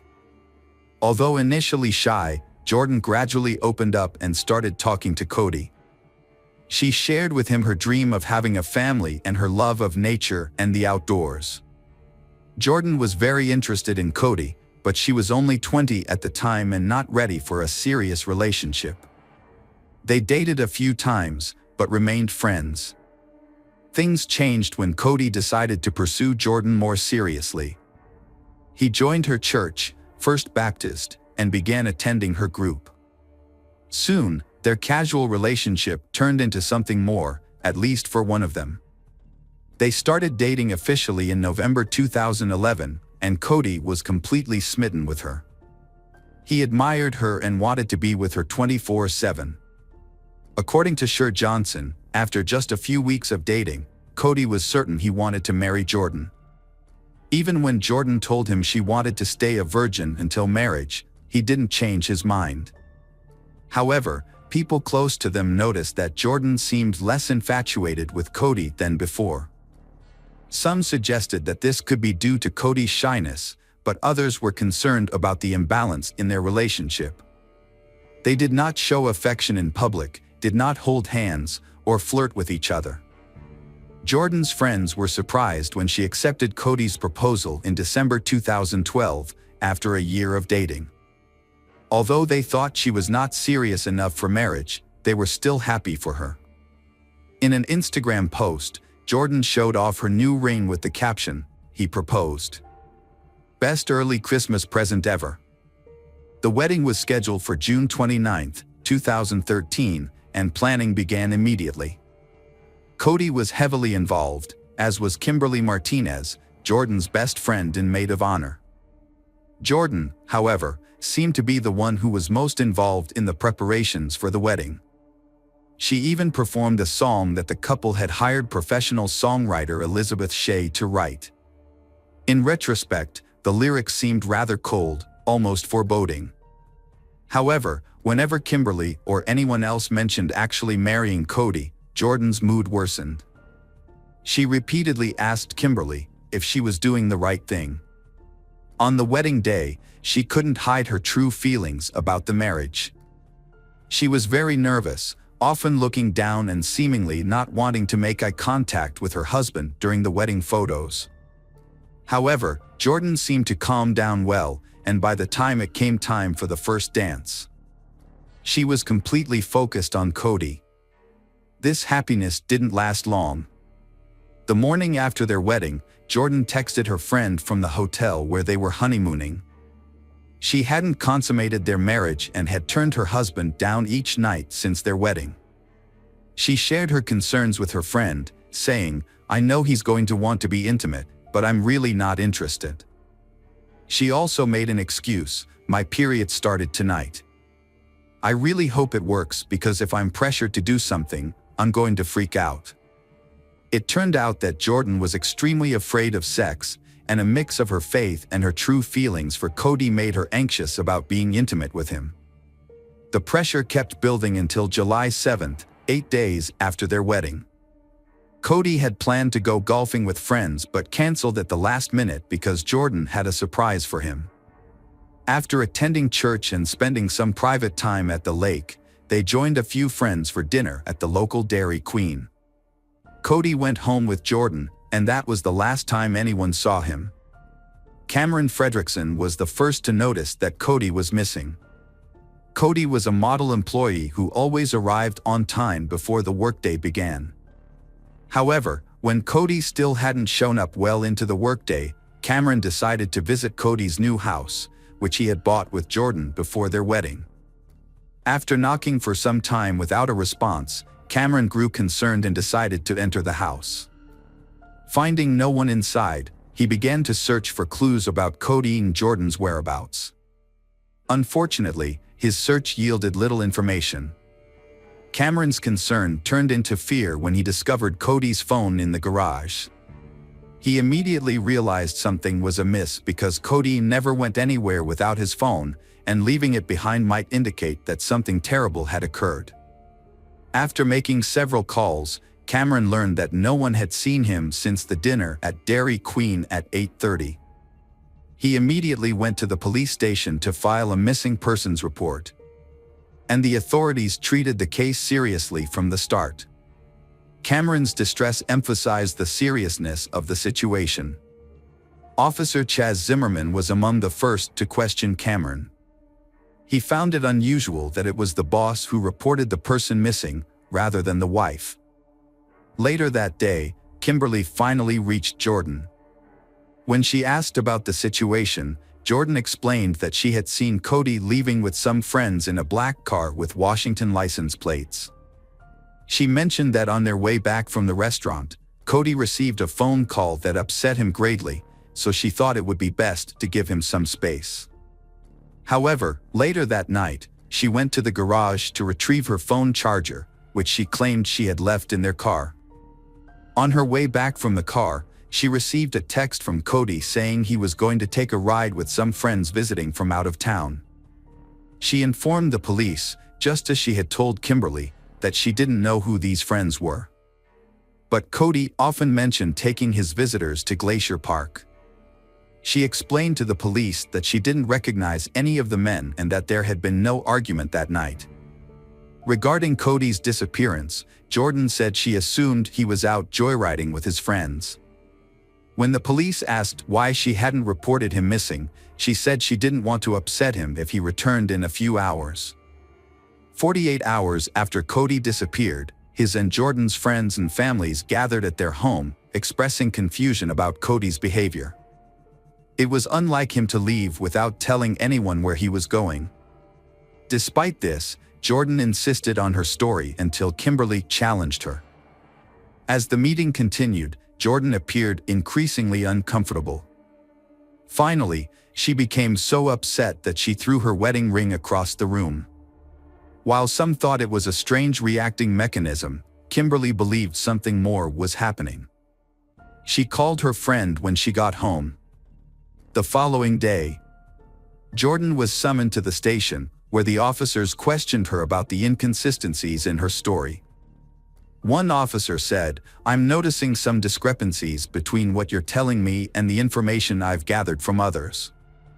He continued, "I've talked to a few people, and it's crucial for me to know you're being truthful." Jordan responded, I understand. However, the officer insisted, "I believe there's more to it." Sher Johnson met with the police that day, carrying Cody's phone records from the day he disappeared. Concerned about her son, she hoped the mysterious person Cody had called would provide clues about his whereabouts. However, it turned out to be a friend from the car community calling to return a tool to Cody. This friend was quickly ruled out as a suspect because he had a strong alibi. His wife was in labor when Cody went missing. With all leads exhausted, the police refocused on Jordan, who had a story that didn't quite make sense. The breakthrough they needed came on July 10th. A mysterious email from Carmen Tony 607 arrived, claiming Cody was dead and the search could be called off. The email said, "Hello Jordan, my name is Tony. There is no need to look for Cody anymore. He is gone." Jordan showed her best friend Hannah the email, Jordan face expressionless, and explained what Carmen Tony 607 claimed had happened to Cody. Allegedly, he had slipped and fallen off a cliff in Glacier National Park with his mysterious friends. Hannah was almost overwhelmed when she read the message. She urged a lethargic Jordan to report it to the police. "I'm freaking out." "What are you talking about?" Hannah exclaimed. "I read the email, and it says Cody's gone." "Jordan, any reaction?" Jordan wasn't crying at all.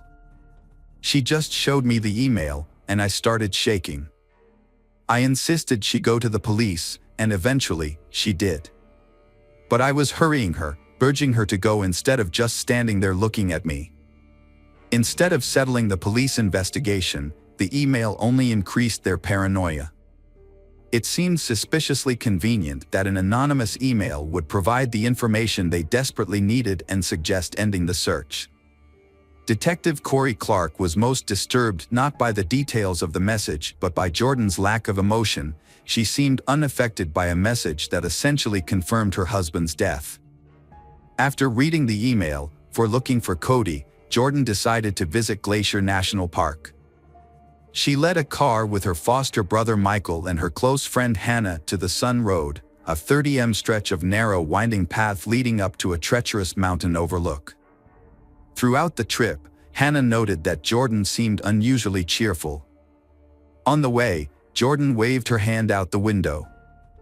They didn't find anything on the first day, but on the second day, Jordan unexpectedly discovered Cody's body.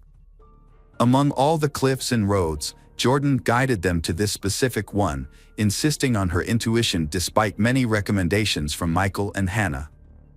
At the summit, they parked and began hiking the loop trail. This trail was notably steep and ascended to a 200-foot cliff that provided a view of a deep ravine. Jordan skillfully reached the top, maneuvering past sharp rocks to the cliff's very edge, overlooking the ravine. As she looked down, she tossed a rock and remarked, "I think he's down there." It took a particularly brave FBI agent tying himself to a tree and leaning over the edge, and the aid of several emergency services and a helicopter to confirm and extract the body at the bottom of the ravine. The body belonged to Cody Johnson, a newlywed car enthusiast, businessman, and pillar of the community. The question now was how Cody ended up there, and what did his wife, Jordan, and the mysterious Carmen Tony 607 have to do with it? Who were the mysterious out-of-town friends that were with Cody when he fell? These were the questions that hounded the Kalispell Police Department for days to come. According to the coroner's report, Cody's head and arms were the most severely damaged from the fall. Cody's family and friends were devastated by his death, while Hannah noticed that Jordan seemed relieved. Now that Cody's body had been found, the police would close the investigation. However, the identity of Carmen Tony 607 was still unclear. When asked about the message, Jordan introduced them to Tony Stalkup, a friend of Cody's who was a car enthusiast. Although Tony had not seen Cody in a long time, he was willing to let them access Cody's account. However, they could not find the necessary email address, and neither Jordan nor Cody's phone records provided much useful information. As a result, they were forced to contact Google to request the IP address of Carmentoni 607's account. While waiting for more information, the police interviewed Cody's family and friends again. During this process, Kimberly eventually revealed to the police about Jordan's premarital mood swings. Jordan had repeatedly asked Kimberly if she should marry Cody. She also expressed her fears and concerns about having sex with him. Jordan regretted marrying Cody and wished she could end the marriage. Kimberly advised her to have a frank conversation with Cody about her feelings. She texted Kimberly that she was unhappy when she should have been, and was worried that speaking up would hurt Cody. 2 days before Cody went missing, she wrote that he had been aggressive and blunt with her. On July 7th, she planned to talk to him but was afraid of his reaction. After the conversation, she went to Kimberly's house and told him that things were not going well. Cody was very angry and agitated, so she decided to leave so he could calm down. She slept over at her step-parents' house that night. When the police learned of this, Jordan became the prime suspect, and the news from Google arrived at the same time. The Google results confirmed that the Carmentoni 607 email address had been created on Jordan's stepfather's computer. A brief interview with Jordan's family members identified Jordan as the email's creator, but this was not enough to convict her. However, Cody and Jordan's cell phone records helped the police gather evidence. Cell towers indicated that they had been in Glacier National Park the night Cody went missing. Furthermore, surveillance cameras had also captured the couple entering Glacier National Park at 9:17 p.m., contradicting Jordan's claim that she was not with her husband that night. Now only Jordan knows the answer. When the police called Jordan in to present evidence, she broke down. She finally told the detective her testimony of what had happened. She said she confessed her feelings about the marriage to Cody, and they had a big fight. As a result, the two decided to travel to Glacier National Park and headed for the loop.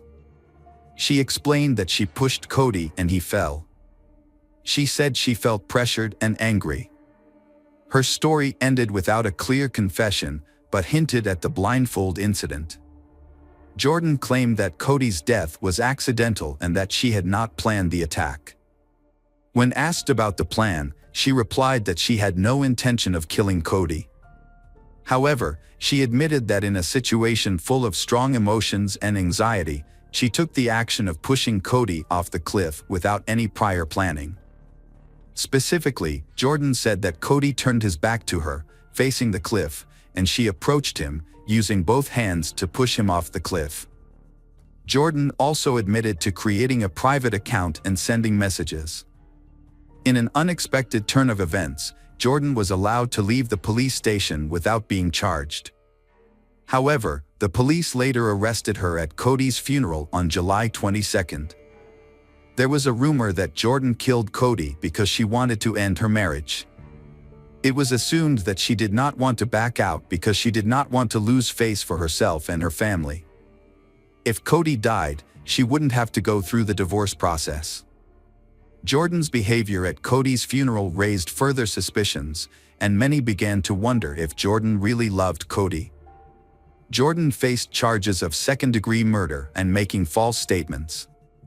After reviewing her case, the jury added a more serious charge of premeditated first-degree murder. Her trial commenced on December 9, 2013.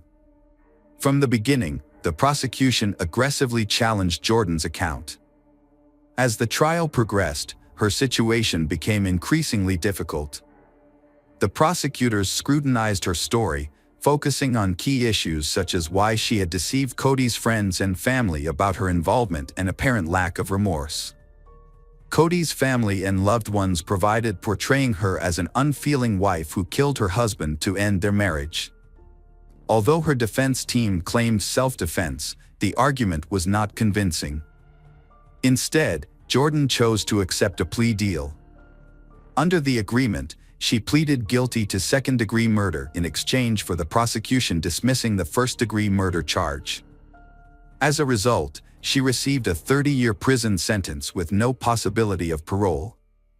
Before her sentencing, Jordan tried to take back her guilty plea after learning the prosecution would pursue a more serious charge of premeditated first-degree murder, which could result in a 50-year sentence. U.S. District Judge Donald Malloy then had to decide whether to accept her original plea or grant her a new trial. On December 13, 2013, Jordan Graham received a 30-year, 5-month prison sentence and a $16,917 fine. She will not be eligible for release until she is over 52 years old. Welcome back, detectives. Let's dive into another horrible case. The case of Karina Vetrano. On Tuesday, August 2, 2016, Karina Vetrano met her father, Philip, after work. They had planned to spend time together as family gatherings had become increasingly rare due to everyone's busy schedules. Karina was juggling 2 jobs at the time. Philip picked her up and took her to his home, where they shared stories about their week. As Karina prepared to head home, she invited her father to join her for a jog, an activity they often did together. However, Philip declined, explaining that his back was hurting badly and he thought he might need a new prescription or that the change in weather was affecting him. He offered to call a cab for her instead. Karina turned down the offer because she was focused on training for an upcoming marathon and thought jogging would be helpful. Unbeknownst to her parents, this would be the last time they saw their daughter. At 5:45 p.m., she left her father's house to go for a jog. Starting at Spring Creek Park, a peaceful oasis surrounded by greenery in the heart of the city. Large parts of the park are inaccessible due to dense bush and swamps, so Karina's father, Philip, advised her to run her usual route to avoid strangers and unexplored paths. However, Karina's desire for solitude led her to disregard her father's advice. She wandered into a deserted, grassy area. Karina's tranquil moment was short-lived. A severe pain struck the back of her head, and she collapsed. This careless decision proved fatal for she. 2 hours had passed since they bid farewell to their youngest daughter, and she was nowhere to be found. The Philip household became enveloped in anxiety and uncertainty. She should have returned home by now or at least responded to her parents' calls, as she had promised to carry her cell phone with her. Karina's father sensed something was wrong and decided to seek help from his neighbor, who happened to be the chief of the New York City Police Department. Since they had a good relationship, the chief knew Philip wouldn't contact him without a valid concern. After that, Karina was reported missing, and police launched a search for her, focusing on the park area and surrounding streets. Experienced K-9 units were brought in to aid in the search. It's well known that the first 24 hours after someone vanishes are the most critical and revealing. To maximize the chances of finding the missing person, law enforcement utilized every resource available. Meanwhile, Philip, along with a group of volunteers, conducted his own search for his daughter. He thoroughly scoured the park, making phone calls as he searched. As dusk fell, Philip spotted something in the grass and walked towards it. As he approached, he recognized Karina's phone and hoped she might have just misplaced it. However, as he cautiously made his way through the thicket towards the police officers, he stumbled upon something in the grass. He then stumbled upon the partially undressed body of a female corpse lying face down. Philip turned the body over and was met with a devastating sight. It was the face of his daughter, Karina. A heart-wrenching scream burst from Philip's chest as he realized the unthinkable. It turned out his daughter Karina hadn't lost her phone as he initially thought. The truth was far more devastating. Karina had lost her life. The police rushed to his side as he let out a desperate cry. They gently pulled him away from Karina's body, explaining that the area was now a crime scene and everything needed to be protected as evidence. The silence of the car ride home was oppressive, punctuated only by Mr. Phillip's tormented thoughts. He was consumed by the daunting task of breaking the news to his wife about their daughter's tragic passing. Memories of Karina's life flooded his mind. He remembered the day she was born, July 12, 1986, in Queens. From a young age, Philip had been incredibly proud of his second daughter, Karina. She was a model child, obedient, well-mannered, and diligent in her studies. One of his fondest memories was taking the little girl go to school for her first day. Karina's academic prowess had led her to earn a master's degree in speech pathology from St. John's University, a testament to her hard work and determination. Karina always wanted to help children, particularly those with autism. Additionally, she was a talented individual with a variety of interests, including traveling and writing. She was also an avid sports enthusiast, with a special fondness for running. Her and her father's similar passion for running brought them closer together. Philip remembered how he had protected her from those who were courting her, not wanting anyone to hurt her. He hoped that one day she would find true love and build a strong family like his own, giving him and his wife wonderful grandkids. As Mr. Philip approached his home, he felt the weight of his emotions. Taking a deep breath, he mustered the strength to put on a brave face. He knew his family needed him to be strong. His wife met him at the door and saw the pain in his face. She didn't need him to say a word, she immediately understood what was wrong. She rushed to his side, embracing him as she burst into tears. Karina's loved ones were understandably shocked and distraught when they learned about her sudden death. It was difficult for them to accept the brutal nature of the attack. The investigation revealed that Karina had put up a fierce struggle. Her clenched fists were proof that she had resisted her attacker until the very end. Injuries such as bruises and abrasions were found on her body, and her athletic clothes were torn. The autopsy revealed that Karina's death was ultimately caused by asphyxiation. However, her skull had also suffered blunt force trauma, likely from being hit with a stone. A visible mark on her neck further confirmed the violent nature of the attack. The forensic examination supported the police's initial suspicions, indicating that the crime was both deeply personal and extremely brutal. Further evidence of the struggle was found under Karina's fingernails.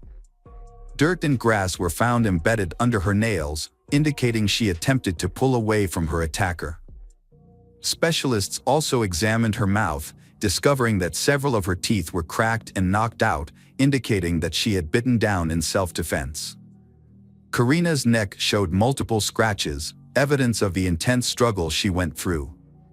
Her attacker's grip had been unrelenting, prompting Karina to grab at her attacker with all her might in an attempt to force them to let go. Karina's strong will to survive was evident in her fierce resistance, and she fought valiantly for her life. Following her tragic death, another disturbing discovery found in Howard Beach, Massachusetts, where Karina lived. A second jogger's body was found in a secluded area with dense foliage, causing concern that a serial offender may be at large. To investigate these similarities, geneticists compared DNA samples collected from both crime scenes. DNA samples were discovered on both victims. However, the DNA analysis yielded an unexpected result. The samples did not match, indicating they belonged to different suspects. Notably, one DNA sample was found under Karina's fingernails, on her back, and on her phone. Despite the small amount, investigators were able to successfully analyze the evidence. The DNA found at the crime scene was the only lead in the investigation, providing a way to identify the killer. Given that most murders are committed by someone known to the victim, the police couldn't rule out any possibilities.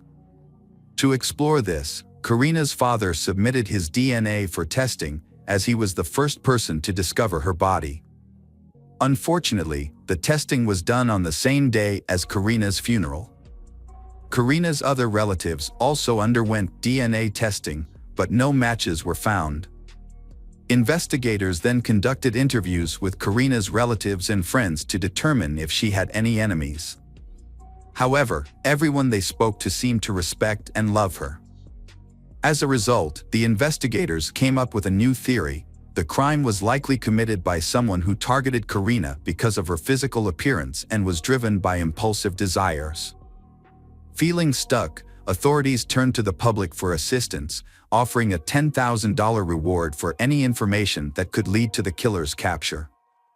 The public responded in large numbers, with over 250 leads, 600 genetic tests, and more than 1,700 reports being compiled. However, despite the extensive effort, the investigation remained unresolved. One major challenge was the possibility that the perpetrator had no prior record of crime, making it even more difficult to identify and catch them. On August 31, 2016, a utility worker reported seeing a suspicious person near the scene of Karina's death. He told police that he saw a man emerge from the bushes in a restricted area of the park and run north. The New York Police Department created a sketch of the suspect based on his description. However, by December 2016, they acknowledged that this individual may have been an innocent bystander. The release of the sketch did not yield any new leads, and the investigation came to a standstill.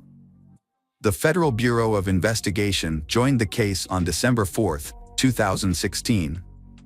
According to the FBI, the perpetrator was likely familiar with the area, especially the park where the crime occurred. This suggested that the attacker may have lived nearby, which is why they thought it was an ideal location to commit the crime without being detected. As a result, the police were cautious not to show their emergence in the area, knowing the perpetrator might be avoiding them to avoid capture. To follow up on the investigation, the police also conducted screenings of local African American men who fit the suspect's description. However, this effort did not lead to any breakthroughs in the case. Detective John Russo, who was part of the investigation, recalled an important detail. He had noticed a young man in a hoodie frequently walking around the park. John even tried to follow him out of curiosity about his strange behavior. The young man moved slowly and paused for extended periods in front of houses near the park, as if he were looking for targets to rob. However, then John lost track of him. 2 months later, a store owner reported seeing a person who looked similar. This made John rethink his earlier observations. He re-examined the file of a teenager matching the description, whose name was Chanel Lewis. Detectives became interested in Chanel because of his strange behavior. They started asking questions to his friends and teachers to gather more information. It was discovered that Chanel had shown interest in harming the girls, which made investigators more suspicious of him. No other leads, officers decided to focus on Chanel. Chanel's life was unremarkable, mirroring that of many young African Americans in Brooklyn's low-income housing. He resided in a housing complex several miles from Spring Creek Park, where he lived with his mother, 3 sisters, and their children. Chanel was unemployed, but despite being diagnosed with paranoid schizophrenia, he managed to graduate from a private school catering to students with emotional and behavioral challenges. Chanel's former classmates described him as a quiet and isolated individual who was frequently bullied and belittled by his peers. He had no close friends and was often ridiculed for his appearance and clothing choices. However, after being teased, Chanel would typically smirk and walk away rather, earning him the derogatory nickname African Lizard. Not everyone saw Chanel in a negative light, though. A classmate named Danielle remembered him as intelligent, with good grades, who would occasionally share amusing videos with her on the bus. Danielle never witnessed Chanel displaying cruel behavior. According to some sources, Chanel once claimed that he wanted to slit the throats of all the girls in high school. He then asked, "What if he bring a knife to school?" However, Dr. Edward Dana, the executive director of Lewis's school, asserted that Chanel never harmed anyone during that time, nor was he disciplined. Despite this, Chanel struggled with bullying during his teenage years, which left him traumatized. Nevertheless, he aspired to work in social services, driven by a desire to help people in distress. Whenever conflicts arose at home, he would often take long walks, frequently visiting a local park. Chanel had a few minor run-ins with the police. 2 incidents occurred in the Spring Creek area for ordinance violations, and another took place in May 2016 for urinating in public. In another incident, a store owner reported he for loitering with a crowbar, but responding officers released him after checking his ID and finding no prior incidents. The police kept this information on record. It was later discovered that during the time of Karina's death, Chanel was not at home. After an argument with his family, he had gone to the park. Upon his return, his appearance was disheveled, with torn clothing and visible bruises and abrasions. Chanel's mother inquired about what had happened, and he claimed he had been attacked. His account matched the timeline with a witness's description of a man fleeing the park. Additionally, on August 3, 2016, Chanel's father, a former school principal, took him to the hospital for treatment of severe wounds, most of which were cuts, and he also had an injured hand. The investigators reviewed the medical records from that day and found the story plausible. On February 4, 2017, Chanel was brought to the police station and voluntarily provided his DNA for analysis. Would a perpetrator willingly do this? Detectives wondered. The interrogation began on the morning of February 5. He admitted that he was indeed in the park around 5 p.m. on August 2, 2016, but clarified he was walking on dirt paths, not through the thickets, and listening to music. He confessed to encountering a young woman jogging with her phone in her hand. When asked by detectives if something happened when he encountered her, Chanel nodded and quietly said yes. Chanel's vague answers to investigators left everyone confused. He eventually said he was angry and that what happened happened. Investigators were skeptical of this confession, as it could raise questions for the jury at trial. They hoped Chanel would provide more details. Chanel explained that he had gone for a walk in the park to clear his mind after a family argument. Then he saw Karina walking alone and decided to follow her. He said that as she passed him, he grabbed her by the shoulders, wrestled her to the ground, and hit her in the face about 5 times to stop her from screaming. He said his punches knocked out some of her teeth and he injured her hand. Chanel noted that the struggle lasted about 5 minutes, during which she fought back violently, scratching and biting his. Chanel dragged her off the path into tall grass, where he tried to undress and assault her. Despite her shock, she continued to resist until Chanel strangled her. Then he realizing only afterward that she was no longer alive. When asked if he had known the victim before, he replied he did not know her before this.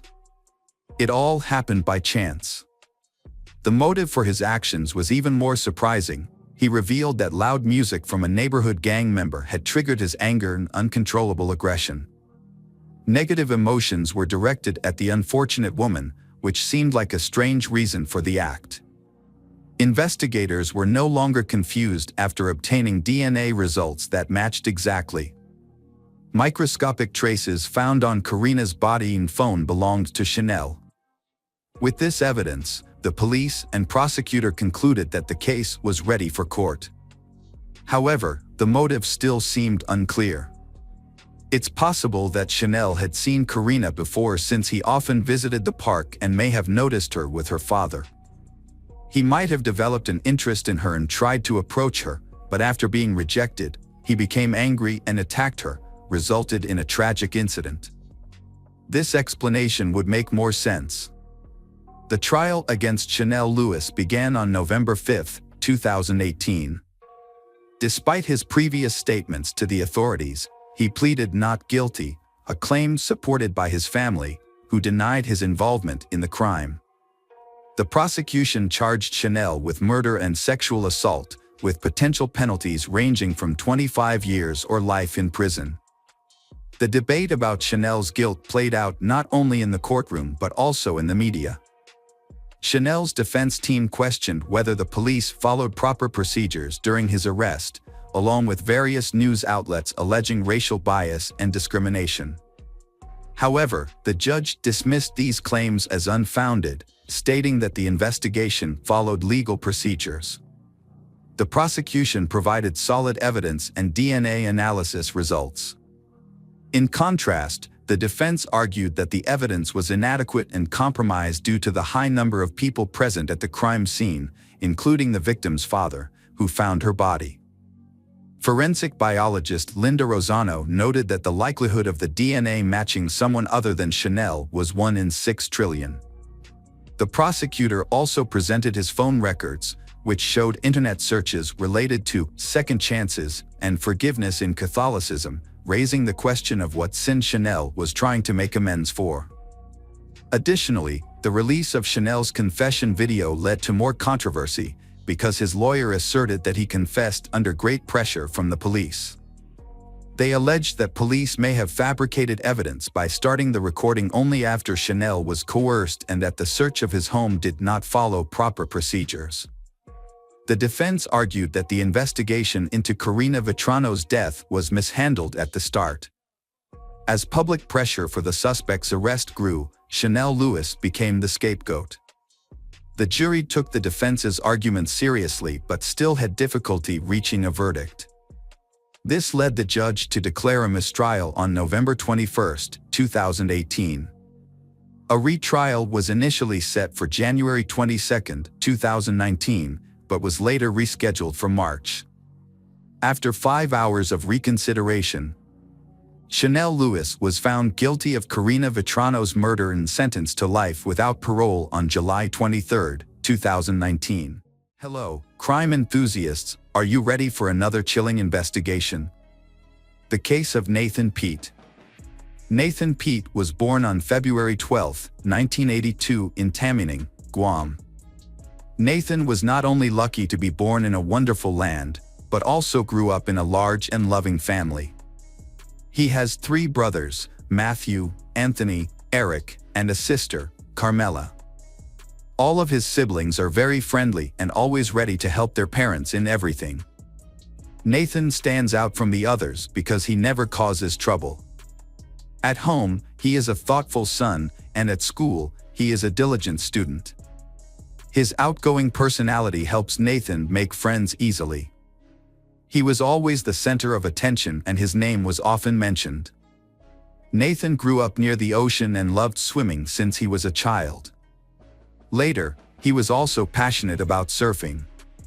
He often spent all his free time on the beach, enjoying the sunshine and coastal life. While studying at South High School in Santa Rita, Nathan met Michelle, who would later become his wife. He was attracted to her from the first time they met. They began to spend a lot of time together and their feelings grew deeper. They were always together, studying, preparing for schoolwork and helping with housework. Their strong teenage friendship gradually turned into sweet love. When Michelle was 16, her family suffered a great loss when her mother passed away. Michelle spends all her time helping her older sister Melissa, the oldest in the Michelle family, take on the role of mother and manager of the family. Nathan has always supported Michelle and helped take care of the younger siblings. In 2000, after graduating, Nathan proposed to Michelle and she accepted. Because they could not afford a wedding, with the consent of their families, they decided to move in together and start a new life. Nathan found a job as a receptionist at a local hotel. His income was enough to cover his living expenses. However, like many other young people, Nathan and Michelle had their own ambitions. They planned to have their own house and independent life. After getting married, Nathan and Michelle welcomed their first son, Dion. Nathan decided to join the Air Force to improve their family's life because his income was not sufficient. After graduating, Nathan was assigned to Elmendorf Air Force Base in Anchorage, Alaska. Although Michelle had to stay home to take care of the children, the family had a stable income. Gradually, Their dream became a reality. They built their own house and had a second daughter, Miara. Nathan's success in the military motivated both of them to strive for things they had never achieved before.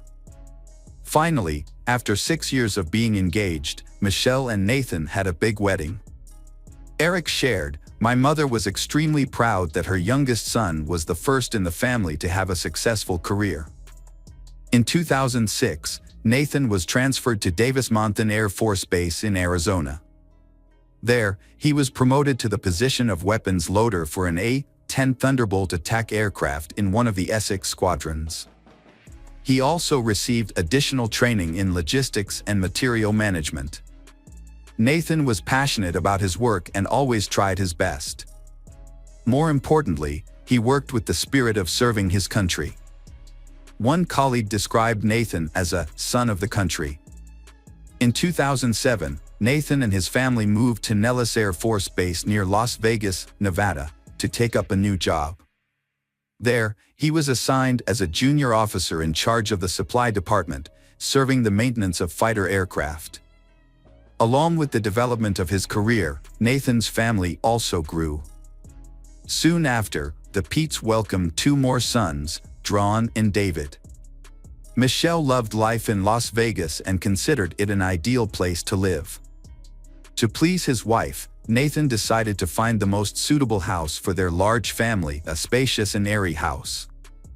The family's dream house was located about 30 to 40 minutes away from the military base. Nathan used his savings to pay for the down payment. Now, the most important thing was to manage the family's income and expenses reasonably. He might need to save more in the future. At least until Pete had a new business opportunity. Initially, Michelle was excited about the unexpected gift from her husband and started planning for their new life. However, over time, the cost of living increased. They spent more than Nathan's income, and the joy of the new house gradually faded.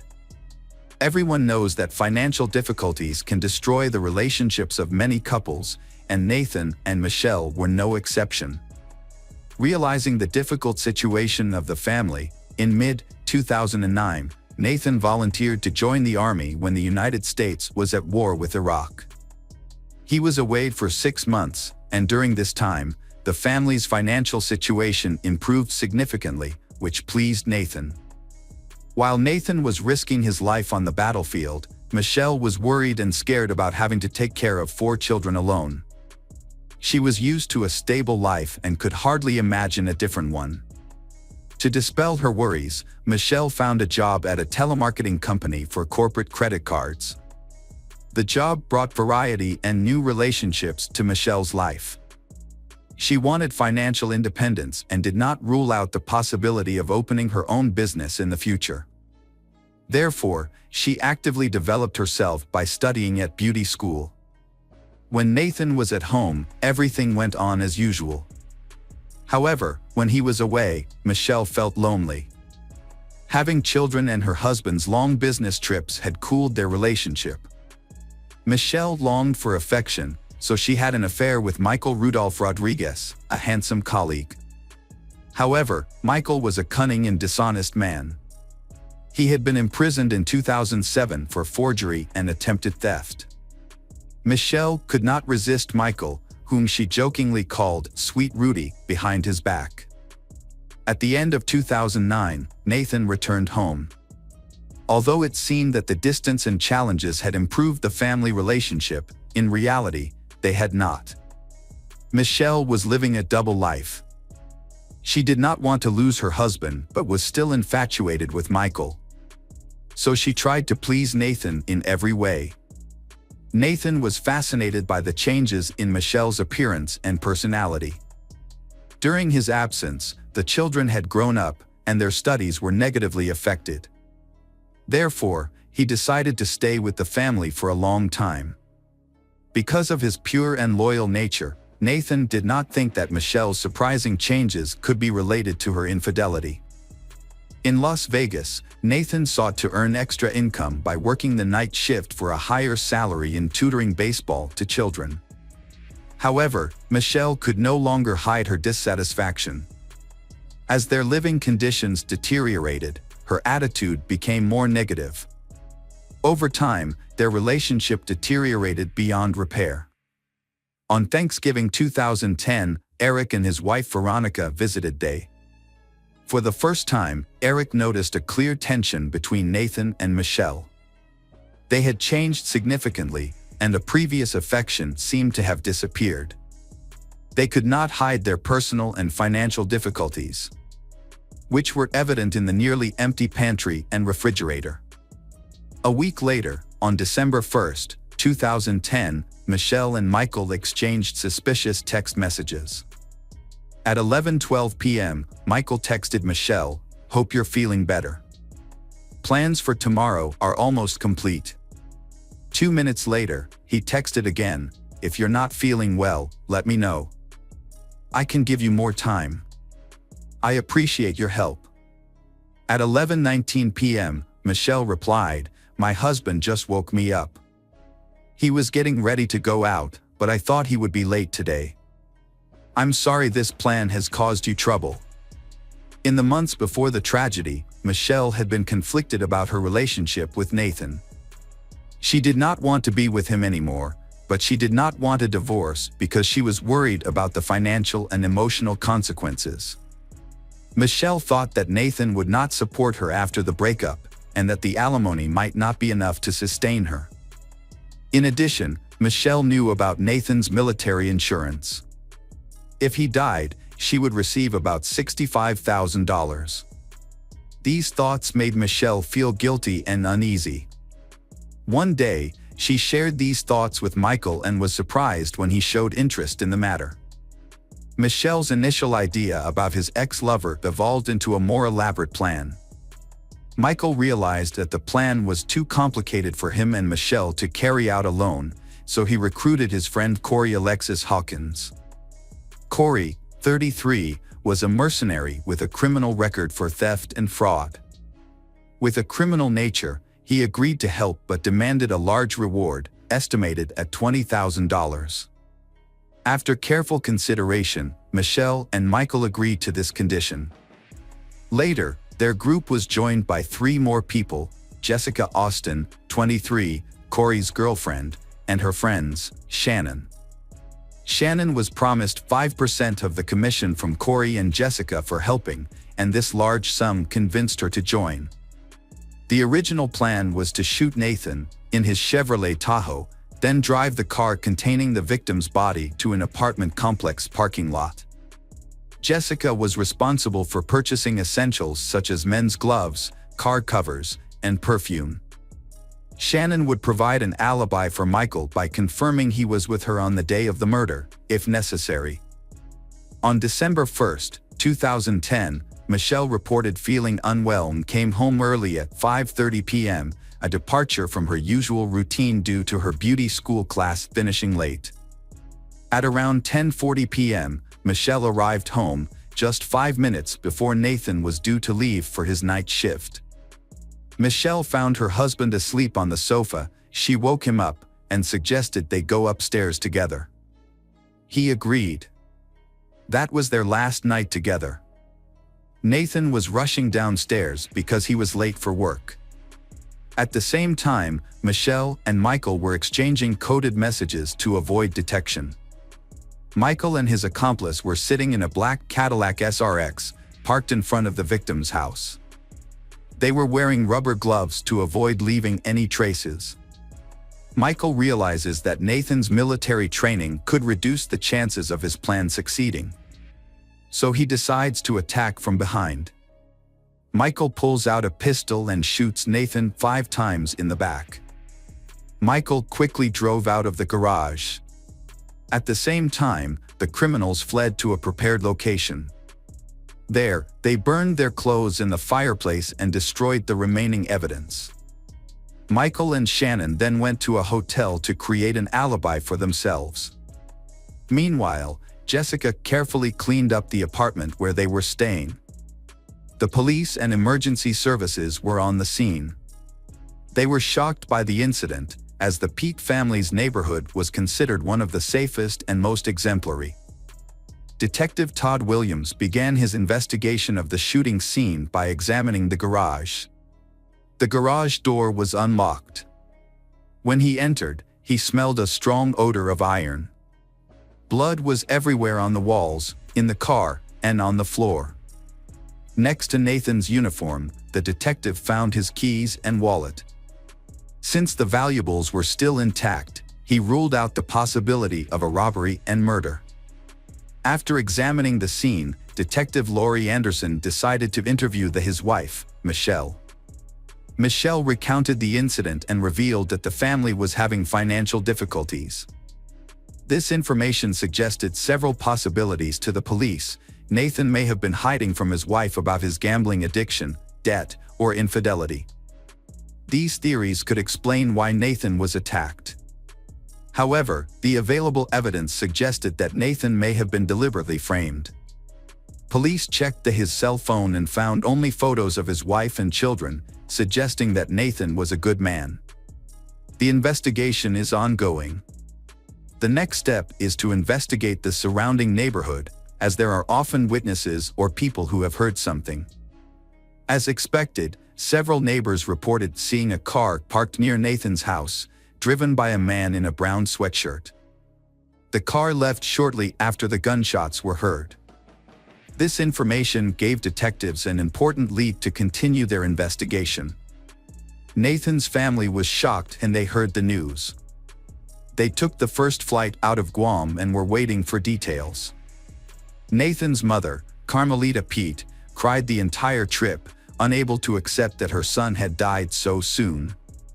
When the family arrived at his house, Michelle hugged her mother-in-law and fainted. However, Nathan's mother sensed something was off about her daughter-in-law's reaction. She suspected that Michelle's fainting spell might be faked. Investigators decided to interview Michelle again. They asked her about the car that the witnesses had seen. Surprisingly, she revealed that her co-worker Michael Rodriguez also owned a similar car. Michelle's motive for sharing this information was still unclear. However, thanks to her information, the pieces of the case began to fit together. The police then concluded that either Michelle was lying or the perpetrator's plan was flawed. Investigators looked into Michael's background and discovered that he had a criminal record, which made them even more suspicious.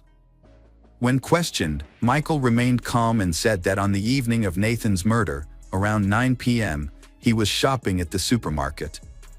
There, he met a girl named Shannon. After chatting for a while, they decided to go to the hotel together at around 11 p.m.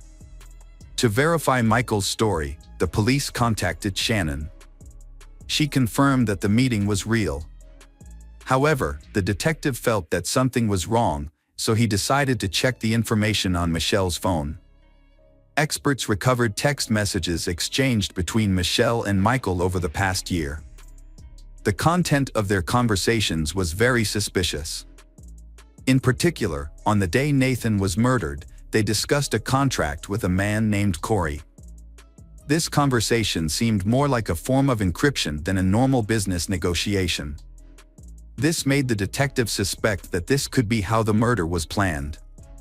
Investigators were almost certain that both Michelle and Michael were involved in the case, but due to a lack of conclusive evidence, they released Michael while the investigation continued. After examining Michelle's phone, they called her back for further questioning. Michelle appeared restless and seemed to be hiding something. Realizing that the police knew more than she had anticipated, she decided to reveal her affair with Michael. Michelle eventually confessed that a few months before her husband's death, she and Michael had planned to kill Nathan for insurance money. However, she claimed that she later regretted it and abandoned the idea. It appears that she changed her mind during the preparation of the crime. She felt guilty towards her husband and tried to interfere with the plan by turning off his alarm clock. Michelle believed that her accomplice would not wait or miss Nathan, but investigators did not trust her remorse. Her correspondence suggested otherwise. Furthermore, she sent Michael a smiley face emoji shortly after learning of her husband's death. Shannon later went to the police station to confess. She realized her predicament but attempted to downplay her role in the case. She explained that Michael had forced her to provide an alibi. Jessica had asked her for help, mentioning that her friends wanted to teach a big drug dealer a lesson. Shannon's job was to cover up the involvement of one of the attackers. According to her explanation, it was a way to seek justice. She added that Michael had disclosed the whole truth on the night of the attack. Shannon confirmed to the police that as soon as she realized she had been used, she went to report it. She also feared for her life, not knowing what they would do to her. Her testimony was confirmed by the hotel's security cameras. It was clear that Michael and Shannon arrived at the hotel at 11:40 p.m., not 11 p.m. as Michael had previously stated. Shannon's testimony led detectives to Corey and Jessica.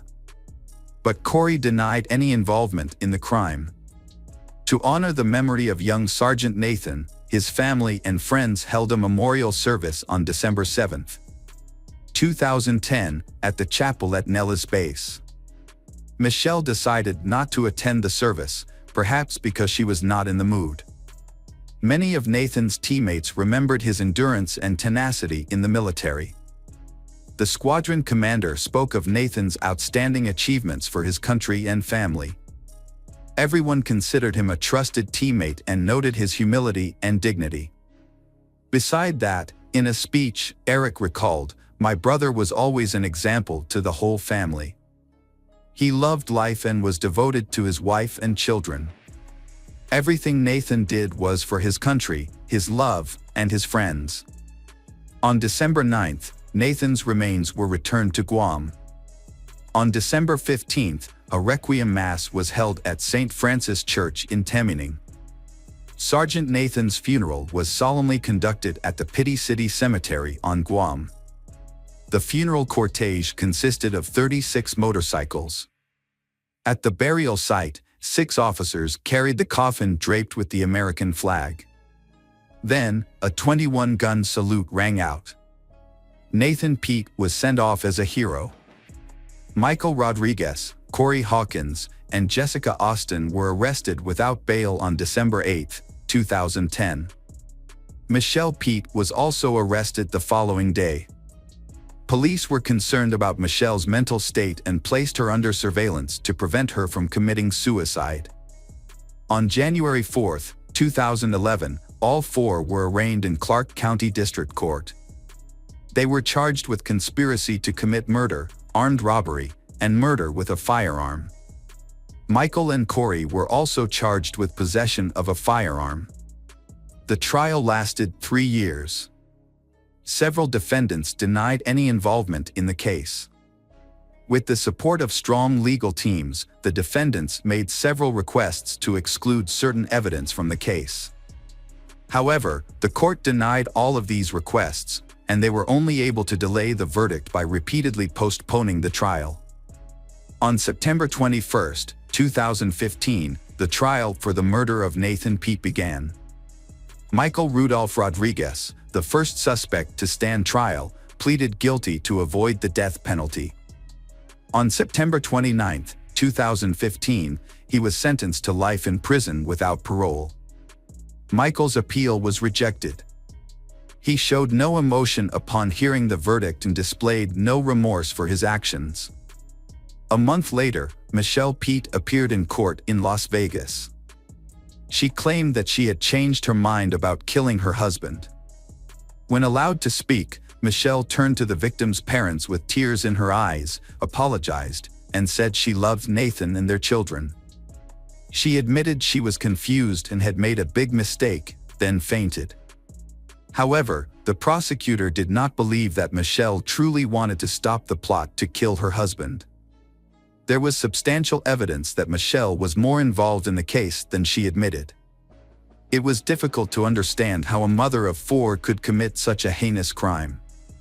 The judge sided with the prosecution. Michelle pleaded guilty to conspiracy to commit murder and first-degree murder with a firearm to avoid the death penalty. The victim's family also requested that the death penalty not be imposed. The judge described Michelle's actions as incomprehensible. In October 2015, the third defendant, Corey Alexis Hawkins, also pleaded guilty to avoid the death penalty. He was sentenced to life in prison and his application for parole was denied. The judge found Corey had participated in the planning and had been present at the scene of the shooting.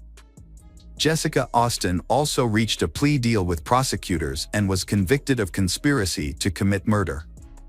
In March 2016, Michelle received her final sentence.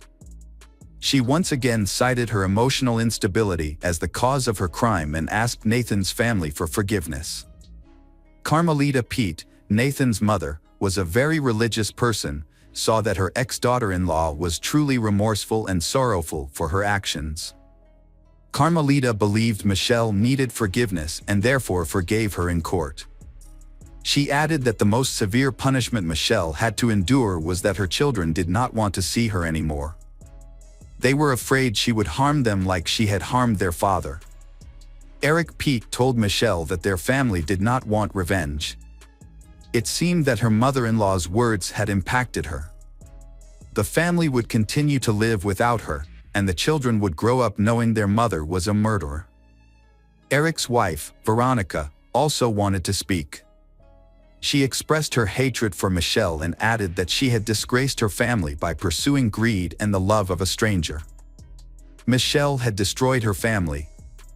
She killed the man she deeply loved, the man with whom she shared her life and built a future. Veronica asked if Michelle realized the consequences of her reckless ambition. It was hard to imagine. Such people always chase happiness without appreciating what they have. Nathan devoted his whole life to giving his all, unlike her. He often lacked sleep and took risks with his health and life. Thanks to that sacrifice, Nathan fulfilled his lover's dreams but never received recognition from her. The Pete children will carry lifelong psychological trauma. They will have difficulty building happy families and integrating into society. Hello friends, welcome to our channel. Today we're going to take a look at another horrible case with you. The case of Ben Rennick. Ben Rennick was born in August 1987 in Missouri. He grew up in a rural area with his family, including his older brother Sam, with whom he was very close. In 1989, the Rennick family moved to a picturesque farm. There, the two brothers enjoyed the outdoors, and it was during this time that Ben developed a passion for snakes. In September 1992, a tragic incident occurred for the Rennick family. While they were away, a gas leak caused an explosion that destroyed their beautiful home. As a result, the family was forced to move into a trailer. Later, Ben's mother, Kim, was diagnosed with terminal breast cancer. Despite the hardships they faced, the Rennick family remained united and supported each other through every challenge. After previous hardships, the family moved to a new house in 2002. Here, Ben was given a room to raise snakes. In 2009, after a long battle with cancer, Mrs. Kim passed away. Before she died, she asked her sons to promise to continue taking care of the farm and pass it on to the next generation. With an endless passion for snakes, Ben founded the company Rennick Reptiles, which quickly gained wide recognition. Thanks to this, he was able to export snakes to many countries around the world, from the UK to Japan. Snake breeding became his passion and purpose in life. He was known as an excellent breeder, dedicated to his work and more concerned with his love for snakes than profit. His reptile farm successfully bred and propagated many species of reptiles, from common species to some of the rarest in the world. The value of Ben's reptile collection was enormous. The snakes in his collection alone were estimated to be worth over $1 million. However, Ben felt lonely and wanted to have a family. In 2010, at a party, he met Lindley, and they quickly developed a relationship. Just a few weeks later, Ben introduced Lindley to his brother Sam and Sam's fiancé Eli. Both Eli and Lindley had children from previous relationships, which made it easy for them to connect and become friends. Lindley quickly integrated into the Rennick family and moved in with them. She helped Ben take care of the snake farm. They fell in love and lived like a real family, although they were not officially married. In March 2012, Lindley gave birth to a baby girl named Amelia. Ben was very happy to be a father. However, their happy family life once again encountered difficulties. Frank Rennick, Ben's father, faced serious business difficulties. Before that, he made several illegal stock trades to pay for Kim's medical and treatment expenses. The day before the FBI was scheduled to come to investigate the farm, Frank committed suicide. His death put an end to the investigation. Frank's sons once again faced the pain of losing a loved one. Ben inherited the house and farm, while Sam received a sum of money much larger than the value of the house.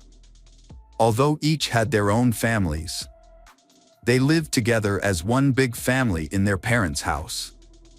Sam did not hesitate to use his inheritance to renovate the farm, demonstrating the bond and solidarity between the two brothers. Initially, the relationship between the two brothers was quite good. However, financial disagreements soon caused a rift. After their father passed away, Ben focused on his business and family. He decided to marry Lindley on April 14, 2014, officially making her a member of the Rennick family. Later, Lindley and Ben opened a new business together, Essentia Spa Incorporated. However, the business managed by Lindley encountered financial difficulties.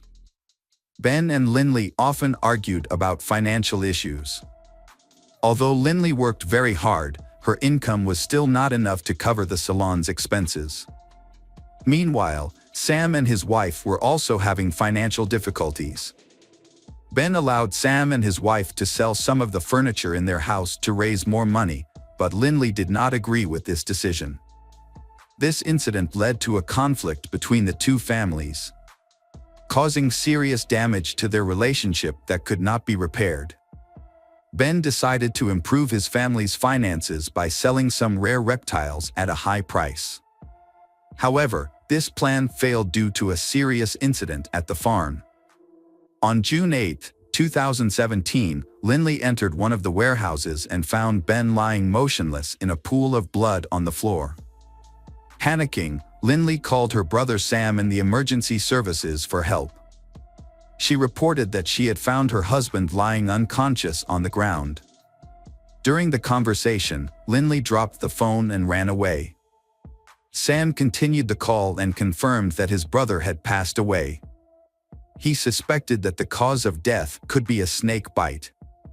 The Montgomery County Sheriff was called to a snake farm for the first time in many years. Law enforcement officers were nervous about entering the farm, which housed more than 3,000 snakes. They were to examine a man lying in a pool of blood and were on guard against a possible attack by a venomous viper, which was initially believed to have caused the victim's death. When police investigator Dave Colbert arrived at the scene and examined it closely, he discovered a shell casing on a shelf at eye level. This discovery suggested that this was not a snake bite, as initially thought, but a more serious homicide. The shell casing was found near Ben's body, but no weapon was found. The killer had shot the victim multiple times in the back and head. Remarkably, no one in the family heard the gunshots or saw the attacker. Sam and Lindley were summoned to the sheriff's office for questioning. Lindley suspected Sam of being involved in her husband's death and provided a clear motive that Ben wanted to sell the house, but Sam was adamantly opposed. To clarify the matter, Sam was asked to take a lie detector test, which he successfully passed. The police released Lindley and Sam because there was not enough evidence to hold them. An investigation into the motive for Ben's murder was launched. Initially, the police suspected a robbery, but this theory was not confirmed, as all the rare snakes and valuables were still intact at the scene. Just a few days after Ben's death, the police questioned Lindley. They tested her hands and clothes for gunpowder, but the results were negative. After her husband's funeral, Lindley cut off contact with Sam and Eli. She sold her husband's company, inherited the house, and filed a $1 million life insurance claim on Ben. After receiving the insurance money, Lindley decided to sell the Rennick family home for $740,000. The Rennick family was told they would have to move. Sam began to suspect his brother's wife of being involved in Ben's death when he discovered that the insurance claim was settled quickly and the family business was sold shortly thereafter. Sam shared his suspicions with the investigating authorities. As a result, Lindley was brought in for further questioning. During the interrogation, Lindley admitted to having a complicated relationship with her husband, Ben. She also revealed that she occasionally met another man named Eric. However, Eric was ruled out as a suspect because he had an alibi. What was shocking was Lindley's confession that about 3 years after marrying Ben, she had been having affairs with at least 2 other men. Text messages between Ben and his wife showed that he suspected her of having an affair, causing tension in their relationship. On October 5, 2017, the Missouri Highway Patrol administered a lie detector test to Lindley, which she failed. However, due to a lack of concrete evidence in the case, she was released. Although progress has slowed, the investigation into Ben's death continues. A report of police reports shows, a month before Ben Rennick's death, Lindley made her first attempt to kill her husband. She fabricated a story about Ben being an abusive husband who regularly abused and beat her. Lindley told this story to a coworker at the spa, hoping to gain sympathy and support. Investigators discovered this after Ben died. Lindley Rennick and her accomplice conspired to kill Ben by mixing 15 Percocet pills into a protein shake. Ben drank the shake without realizing it, making him seriously ill for a while, but he eventually survived. Ben had no idea he had been poisoned. Investigators subsequently questioned Lindley 6 times about the incident. A surprising breakthrough in the investigation occurred on January 14, 2020, when a key piece of information was revealed from a state prison. A witness named Brandon Blackwell claimed to know about Ben's death. Brandon told Missouri State Highway Patrol investigators that Lindley was the one who shot Ben and that she had conspired with her ex-boyfriend. Brandon revealed that he and Lindley had been having an affair while she was still married to Ben. A year and a half after Ben's death, Brandon and Lindley had a child together. However, they broke up in 2019. Brandon claimed that Lindley had admitted to him that she had been having affairs, specifically with Ashley Shaw, a co-worker at the spa where she worked, and Michael Humphrey, another ex-boyfriend. Years after Ben's death, Lindley and her ex-lover Michael Humphrey were arrested in connection with Ben's death. However, after their arrests, both blamed each other. The question remains, who really killed Ben? According to Michael's testimony, on the day of the incident, he accompanied Lindley to the farm. Lindley asked Michael to pretend to be the buyer and wear gloves. Although initially assigned to shoot Ben, Michael failed to do so. In the end, Lindley took the gun and shot her husband to death. The investigation into Ben's death lasted 3 years. By January 16, 2020, authorities had issued arrest warrants for 3 suspects, Lindley, Michael Humphrey, and Ashley Shaw. Ashley was granted immunity in exchange for her cooperation in the case. She testified in court against her former employer. The former spa employee revealed that Lindley had been complaining about her husband and had convinced her to join in on the scheme. She told that Lindley claimed that Ben had been demeaning, insulting, and even physically abusive to Lindley. Fearing that she would lose custody of their children after the divorce, Lindley decided to get rid of her husband, Ben. She and Michael conspired to poison Ben with a lethal cocktail. When questioned, Lindley and Michael blamed each other for Ben's death. In October 2021, Michael Humphrey appeared in court in Iog County. His attorney hoped that revealing the murder weapon would reduce the charge to second-degree murder. Although Michael had the gun involved, no conclusive DNA evidence was found on it. To get his sentence reduced, Michael cooperated with prosecutors by revealing the location of the murder weapon. As a result, he was convicted of second-degree murder, a lesser charge. On January 3, 2021, no plea was entered, and Michael was sentenced to life in prison with the possibility of parole. Lindley's trial began on December 6, 2021. She was charged with fatally shooting her husband, Ben, on June 8, 2017, at his snake farm in New Florence. According to court records, the plan to kill Ben began at Lindley's spa. According to the statement, Lindley may have made up the story about domestic violence because she feared that Ben would learn of her financial difficulties and take away her children. The first time Lindley attempted to kill Ben, she tried to spike his protein shake with narcotics. The trial detailed the day of Ben's murder, replaying the entire sequence of events through cross-examination. On the day of the murder, Michael picked up Lindley at the spa. Ashley also used Lindley's phone to send text messages from inside the spa, creating false evidence of their location and misleading the investigation. According to court records, Michael intended to kill Ben but asked Lindley to do it. After the shooting, Michael tried to collect all the shell casings but missed some in his haste. He then returned to the spa and threw away Lindley's clothes after she showered, in an attempt to remove gunpowder residue from her body and clothes from the day of the murder. Defense attorney Catherine Barrer asked Lindley to share her personal and family history, her education, her relationship with her ex-boyfriend Michael, as well as her work history and the events that led to her marriage to Ben. The lawyer presented Lindley as a victim of domestic violence. However, no evidence of such violence was found, which weakened this defense.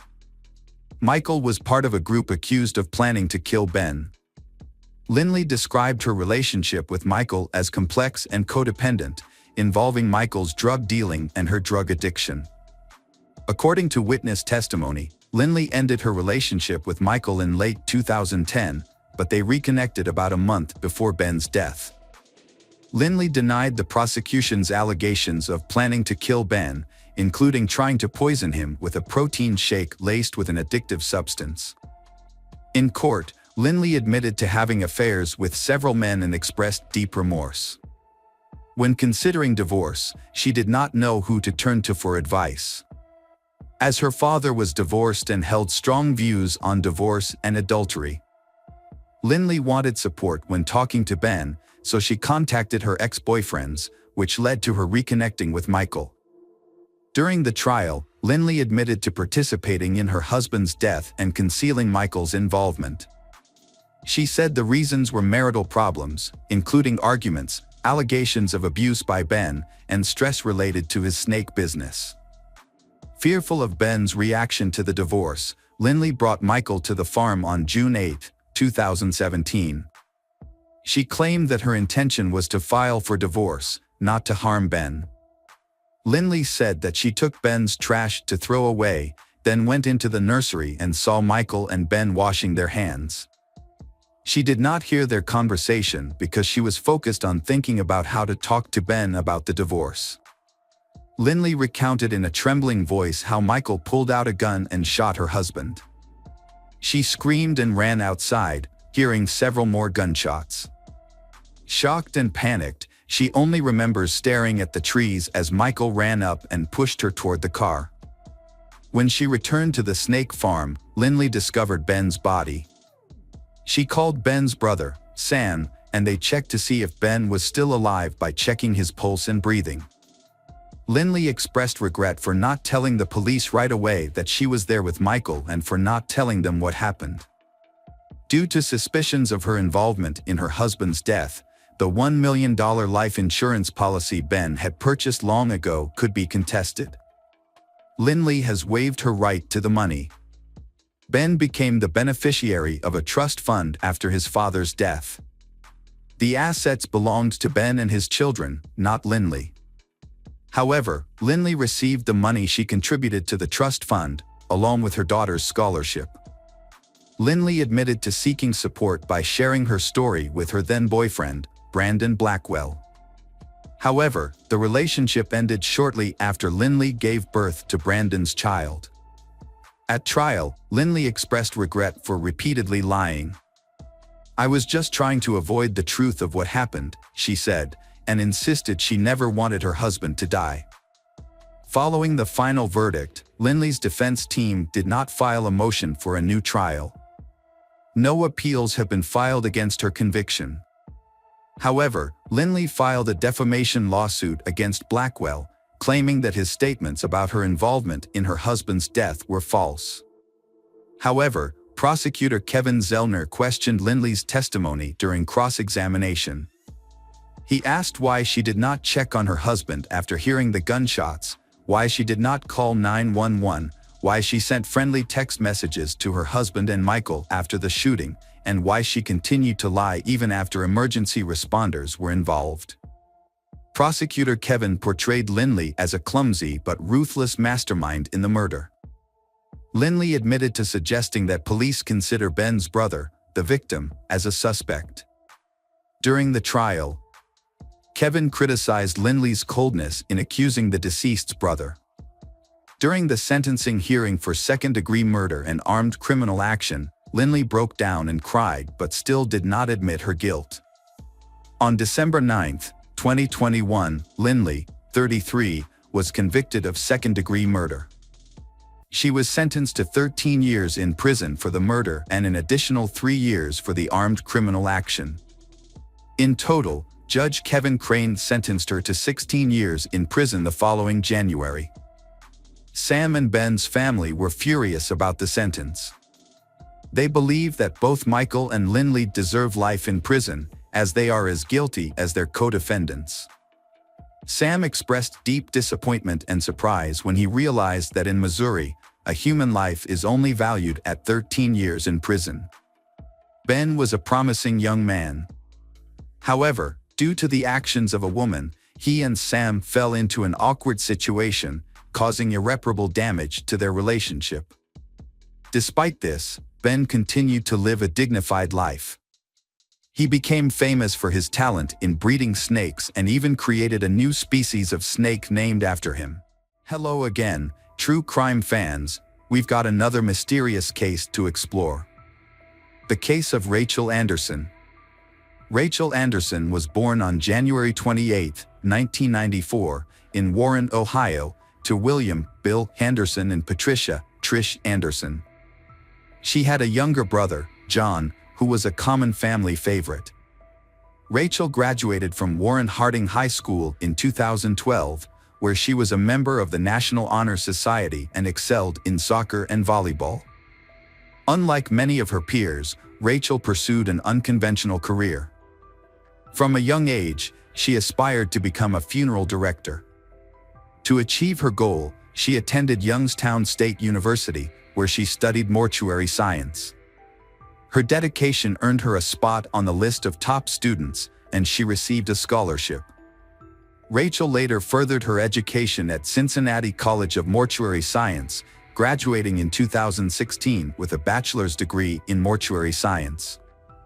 After becoming a member of the Ohio Funeral Directors Association, Rachel moved to Columbus to start her internship at Shaw Davis Funeral Home. She was deeply respectful of her work and felt a strong sense of duty to support grieving families.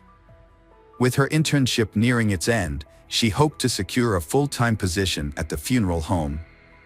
However, her dreams and ambitions were tragically extinguished. Rachel's body was then sent to the morgue for a more thorough examination.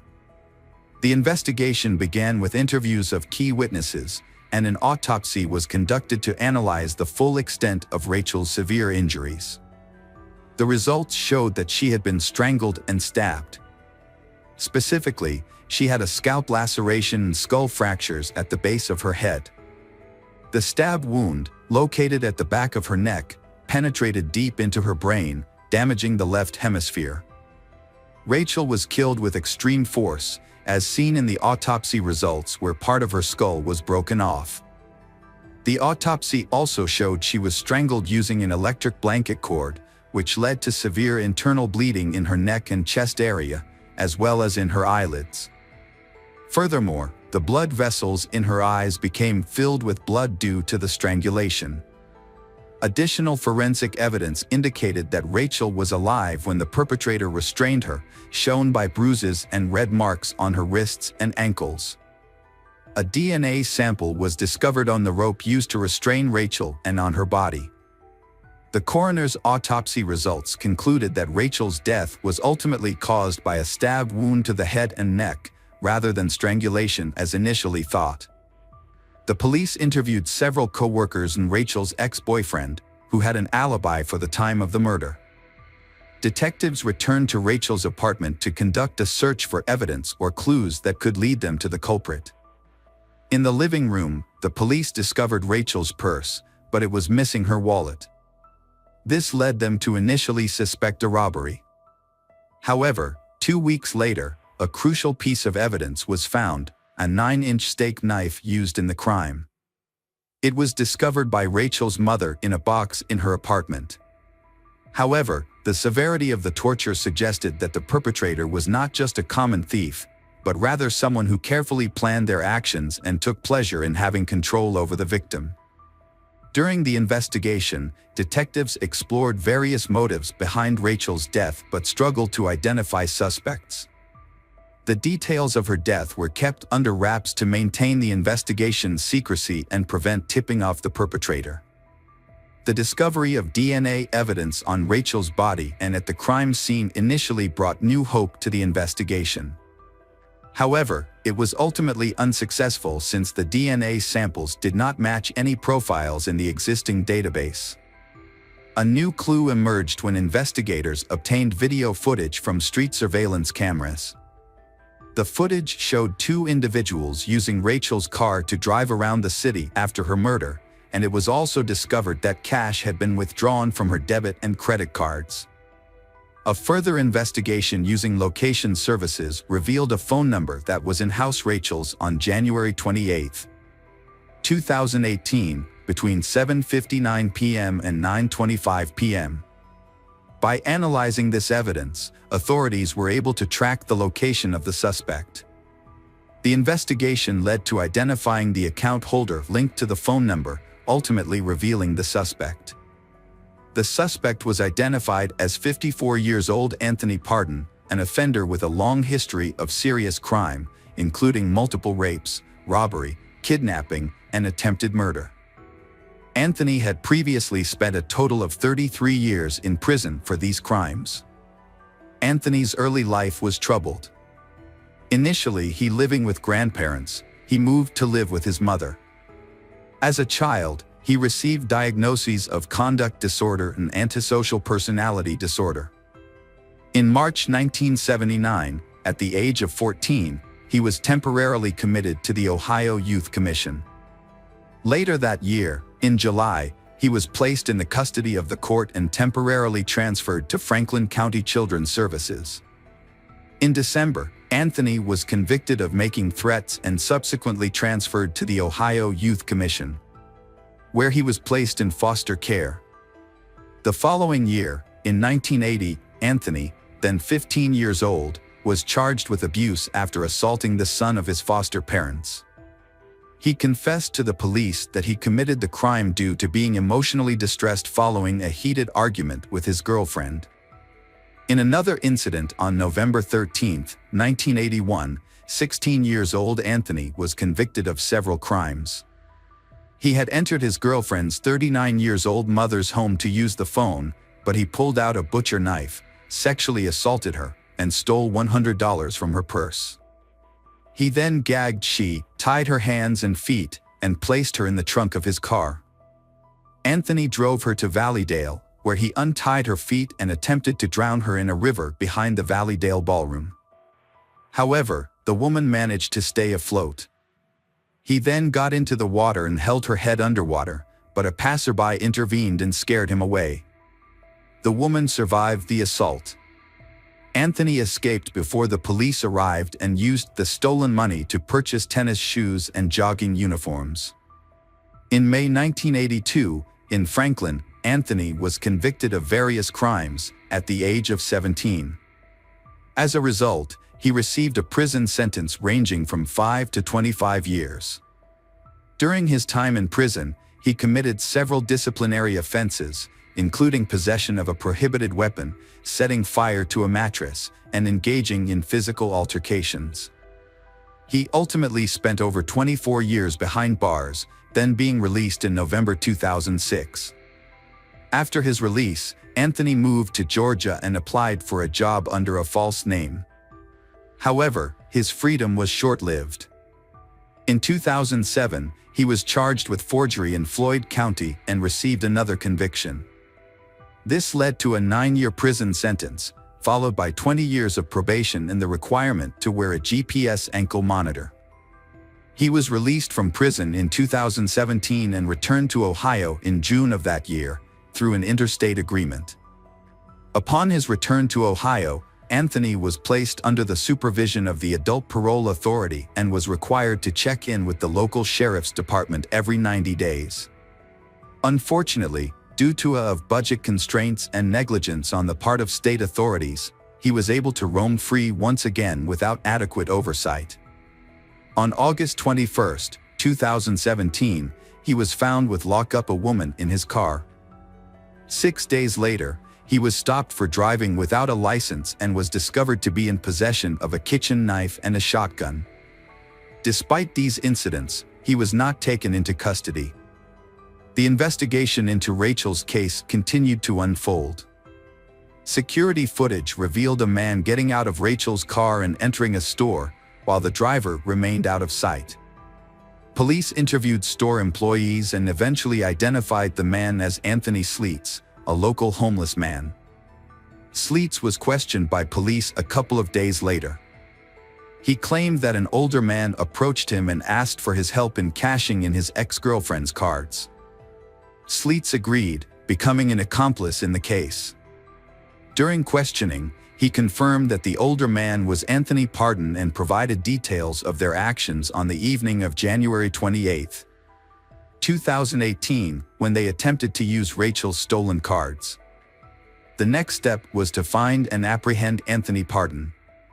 After several days of surveillance on Anthony's sister's house, he was finally caught on February 9, 2018. Anthony, 54 years old, with a history of offenses, was charged with 9 counts, including burglary, aggravated robbery, kidnapping, rape, and murder. The trial of Rachel Anderson's case began on February 4, 2020. On the first day, 4 witnesses took the stand, including Jonathan Kennedy, who discovered Rachel's body, and the apartment complex manager. Officer Frank Ghani also testified, describing what he saw from his car outside the complex and the surveillance footage he witnessed. Jonathan found Rachel's body, and Officer Ghani was nearby. Over the next few days, additional witnesses testified, including Anderson's brother John, Special Agent Joshua Durst on February 5, and lead detective Art Hughes on February 6.